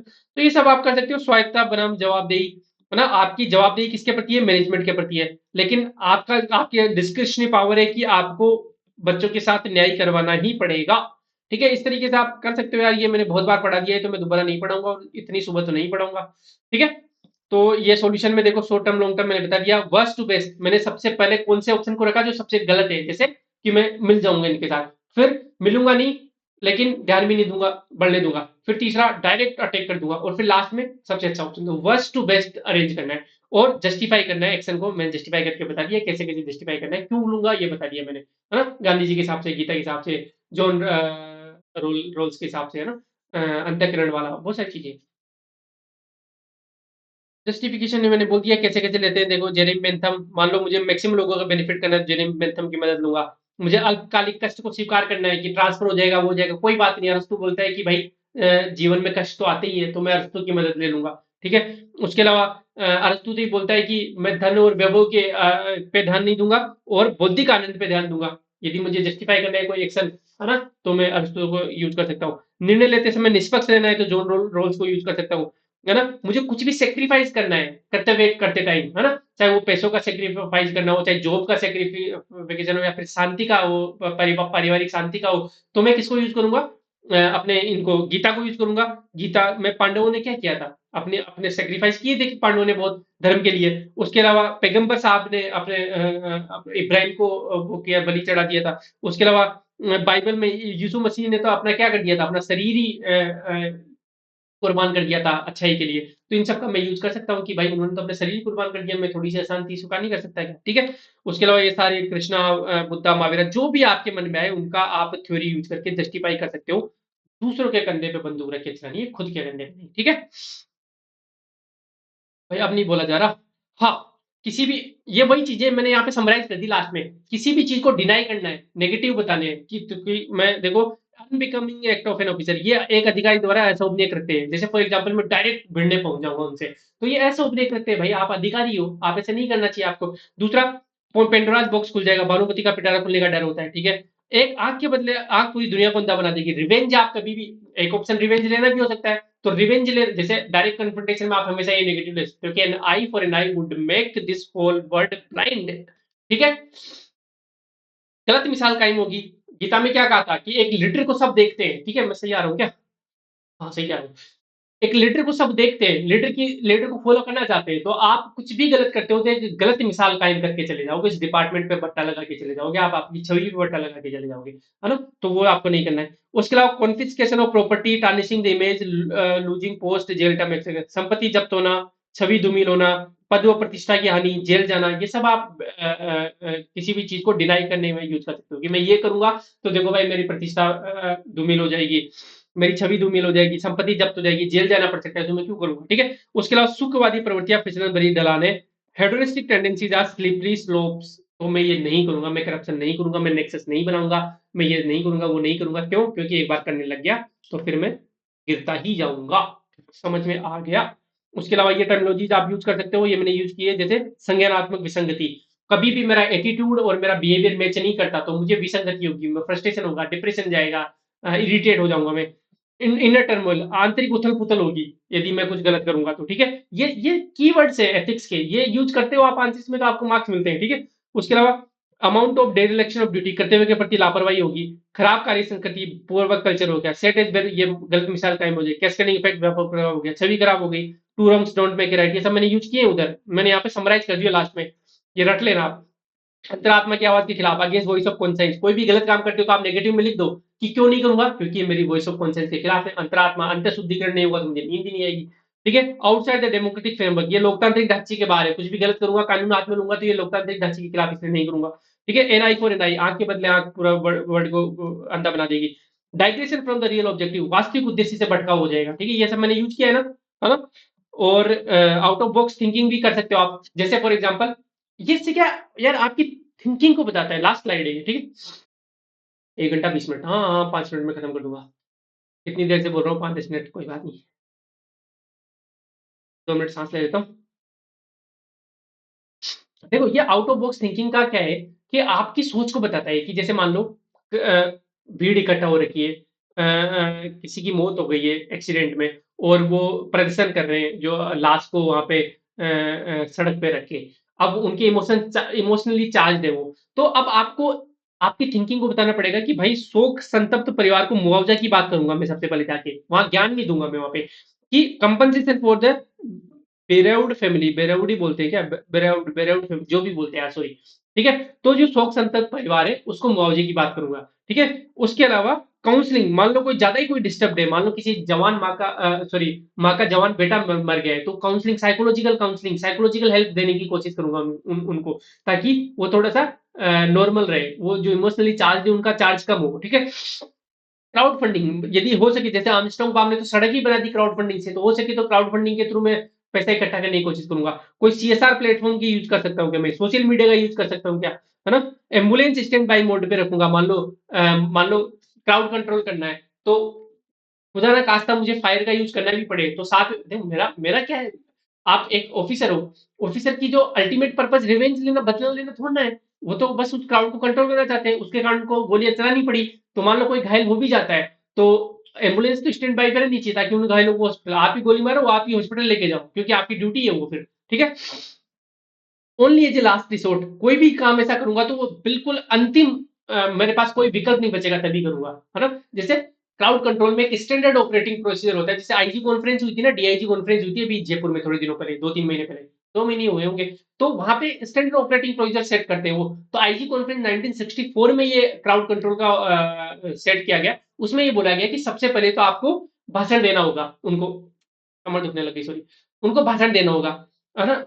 भाषण देकर उनको शांत करना पड़ेगा, नहीं हो रहे तो फिर आपको, जैसे मान लो, आंसू गैस के गोले चलाने पड़ेंगे, आंसू गैस से नहीं हो रहे फिर आपको वाटर कैनन चलानी पड़ेगी, नहीं हो रहे तो फिर आपको लाठी चार्ज करना पड़ेगा, लाठी चार्ज नहीं हो रहा तो फिर हवाई फायर करना पड़ेगा, हवाई फायर नहीं हो रहा तो फिर बिलो बेल्ट, मतलब कमर से नीचे गोली चलानी पड़ेगी, और वो भी कहाँ पे, जो सबसे ज्यादा जो हिंसक जो हिस्सा है भीड़ का, वहां पे, उसमें भी आपको महिलाओं और बच्चों का ध्यान रखना पड़ेगा। ये सारे एसओपी सेट किए हुए हैं, है ना? तो ये फॉलो करना पड़ेगा, है ना? तो यहाँ पे फॉलोइंग द एसओपी, मानक संचालन प्रक्रिया का पालन, हर हर चीज का एक एसओपी होता है ना? घटनास्थल का मौका मुआयना, ऐसा नहीं, अब ये चीज आप लिखते हो तो एग्जामिनर के माइंड में हिट होता है कि अच्छा, ये इतना अवेयर है कि घटनास्थल का पहले तो जाके मौका मुआयना करूंगा कि एक्चुअल सिचुएशन क्या है, ठीक है? कोई भी चीज, टेक ऑर्डर इन रिटर्न, लिखित में ऑर्डर, मैंने बता दिया था वो, है ना? पीड़ित को अस्पताल में भर्ती करवाएं, ये सब चीजें आपकी सोच को दर्शाता है, ठीक है? टेक्स्ट राशि, अनुग्रह राशि को उपलब्ध करवाने की कोशिश करूंगा। प्रेस मीट, प्रेस से वार्ता करूंगा, उनसे बात करूंगा, सिचुएशन को क्लियर करूंगा, ताकि मिस इन्फॉर्मेशन नहीं जाए बाहर, फेक न्यूज नहीं जाए, फेक न्यूज से सिचुएशन कभी कभी वर्स्ट हो जाती है, तो मैं प्रेस का इस्तेमाल करूंगा, ठीक है? निष्पक्ष और स्वतंत्र जांच करूंगा, fair and independent investigation, show cause notice दूंगा, बहुत लोगों को कारण बताओ नोटिस दूंगा कि ये काम क्यों नहीं हुआ, या फिर इन्वेस्टिगेटिंग ऑफिसर्स ने ये अपनी ड्यूटी ढंग से की नहीं की, तो सो कॉज नोटिस दूंगा उनको। ठीक है, बोनाफाइड एक्शन, सद्भावना पूर्वक कार्रवाई, इनका यूज करूंगा। मतलब कभी कभी कभी आप काम करते हो, आपकी भावना अच्छी होती है, सद्भावना होती है, लेकिन काम गलत हो जाता है, तो बोनाफाइड एक्शन का फायदा दिया जाता है उस ऑफिसर से, उस ऑफिसर को, उसको सजा नहीं होती फिर, है ना। तो जैसे मान लो आपने गोली चला दी और उससे गोली से मर गया कोई, तो आपको सजा नहीं होगी, क्योंकि आपका जो एक्शन था वो बोनाफाइड था, आपको चलानी पड़ी, वो आपकी भावना दुर्भावना नहीं थी, उसको मारने की भावना नहीं थी, है ना। तो और यूज ऑफ इमोशनल इंटेलिजेंस, भावनात्मक बुद्धिमत्ता का उपयोग प्रयोग करूंगा। खत्म हो गया। कल भाई साहब, कल क्या मतलब आज, आज 2 बजे से आपका टेस्ट है, अभी बज गए 4:30, एक केस स्टडी आएगी, उसमें ये सब यूज कर लेना आप, मुझे अच्छा लगेगा। एक एक 1.5 घंटे का वीडियो आप 1.5 पे देखोगे तो 1 घंटे से कम में निपट जाएगा ये। 1 घंटे का वीडियो देखो आप अच्छे से, और इसको केस स्टडी को आप यूज करना। बाकी हमारा देखो, रिपा एडवांस तो हमने एडमिशन क्लोज कर दिया है, रिपा लाइट हमारा चल रहा है, जिसमें हम ये सारे वीडियोस, टेस्ट सीरीज के डिटेल सॉल्यूशन, उनके एक्सप्लेनेशन वीडियोस, आंसर राइटिंग पे session, value addition, examples, data fact, सारे सिलेबस के पेपर 4 की डेली प्रैक्टिस करवाते हैं। ओल्ड स्टूडेंट्स के लिए, जिन्होंने हमारा कभी भी कोई भी प्रोग्राम ज्वाइन किया, उसके लिए 3,000 है, न्यू स्टूडेंट्स के लिए 5,000 है। आप कर सकते हो ज्वाइन।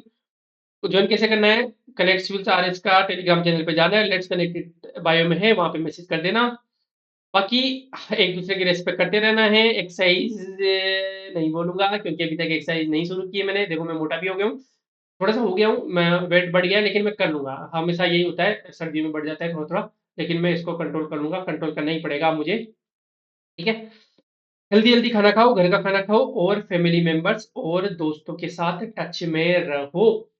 ठीक है, अच्छा लगा, इन जनरल अच्छा लगा, चलो एग्जाम के लिए तो ठीक है, ये सब चीजें आपको नहीं पता चली, आपकी थिंकिंग प्रोसेस में थोड़ा सा बदलाव आया, तो आप लाइक कर दो, नहीं लगा तो आप डिसलाइक कर दो, आप कमेंट कर दो, आप अच्छे अच्छे कमेंट भी कर सकते हो, करो यार प्लीज, मुझे अच्छा लगेगा कि हाँ बहुत दिनों बाद में एथिक्स पढ़ी आपने, और फिर आपको वापस अच्छा लगा और आप लास्ट तक आए।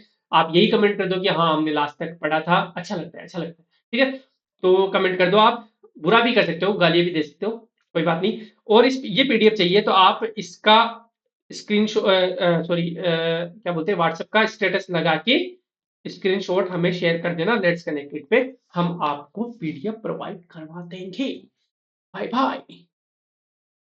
मेंटली डिस्टर्ब हो गया क्या मैं, इतना जाग जाग के कैसे बिहेव कर रहा हूँ यार। Bye bye.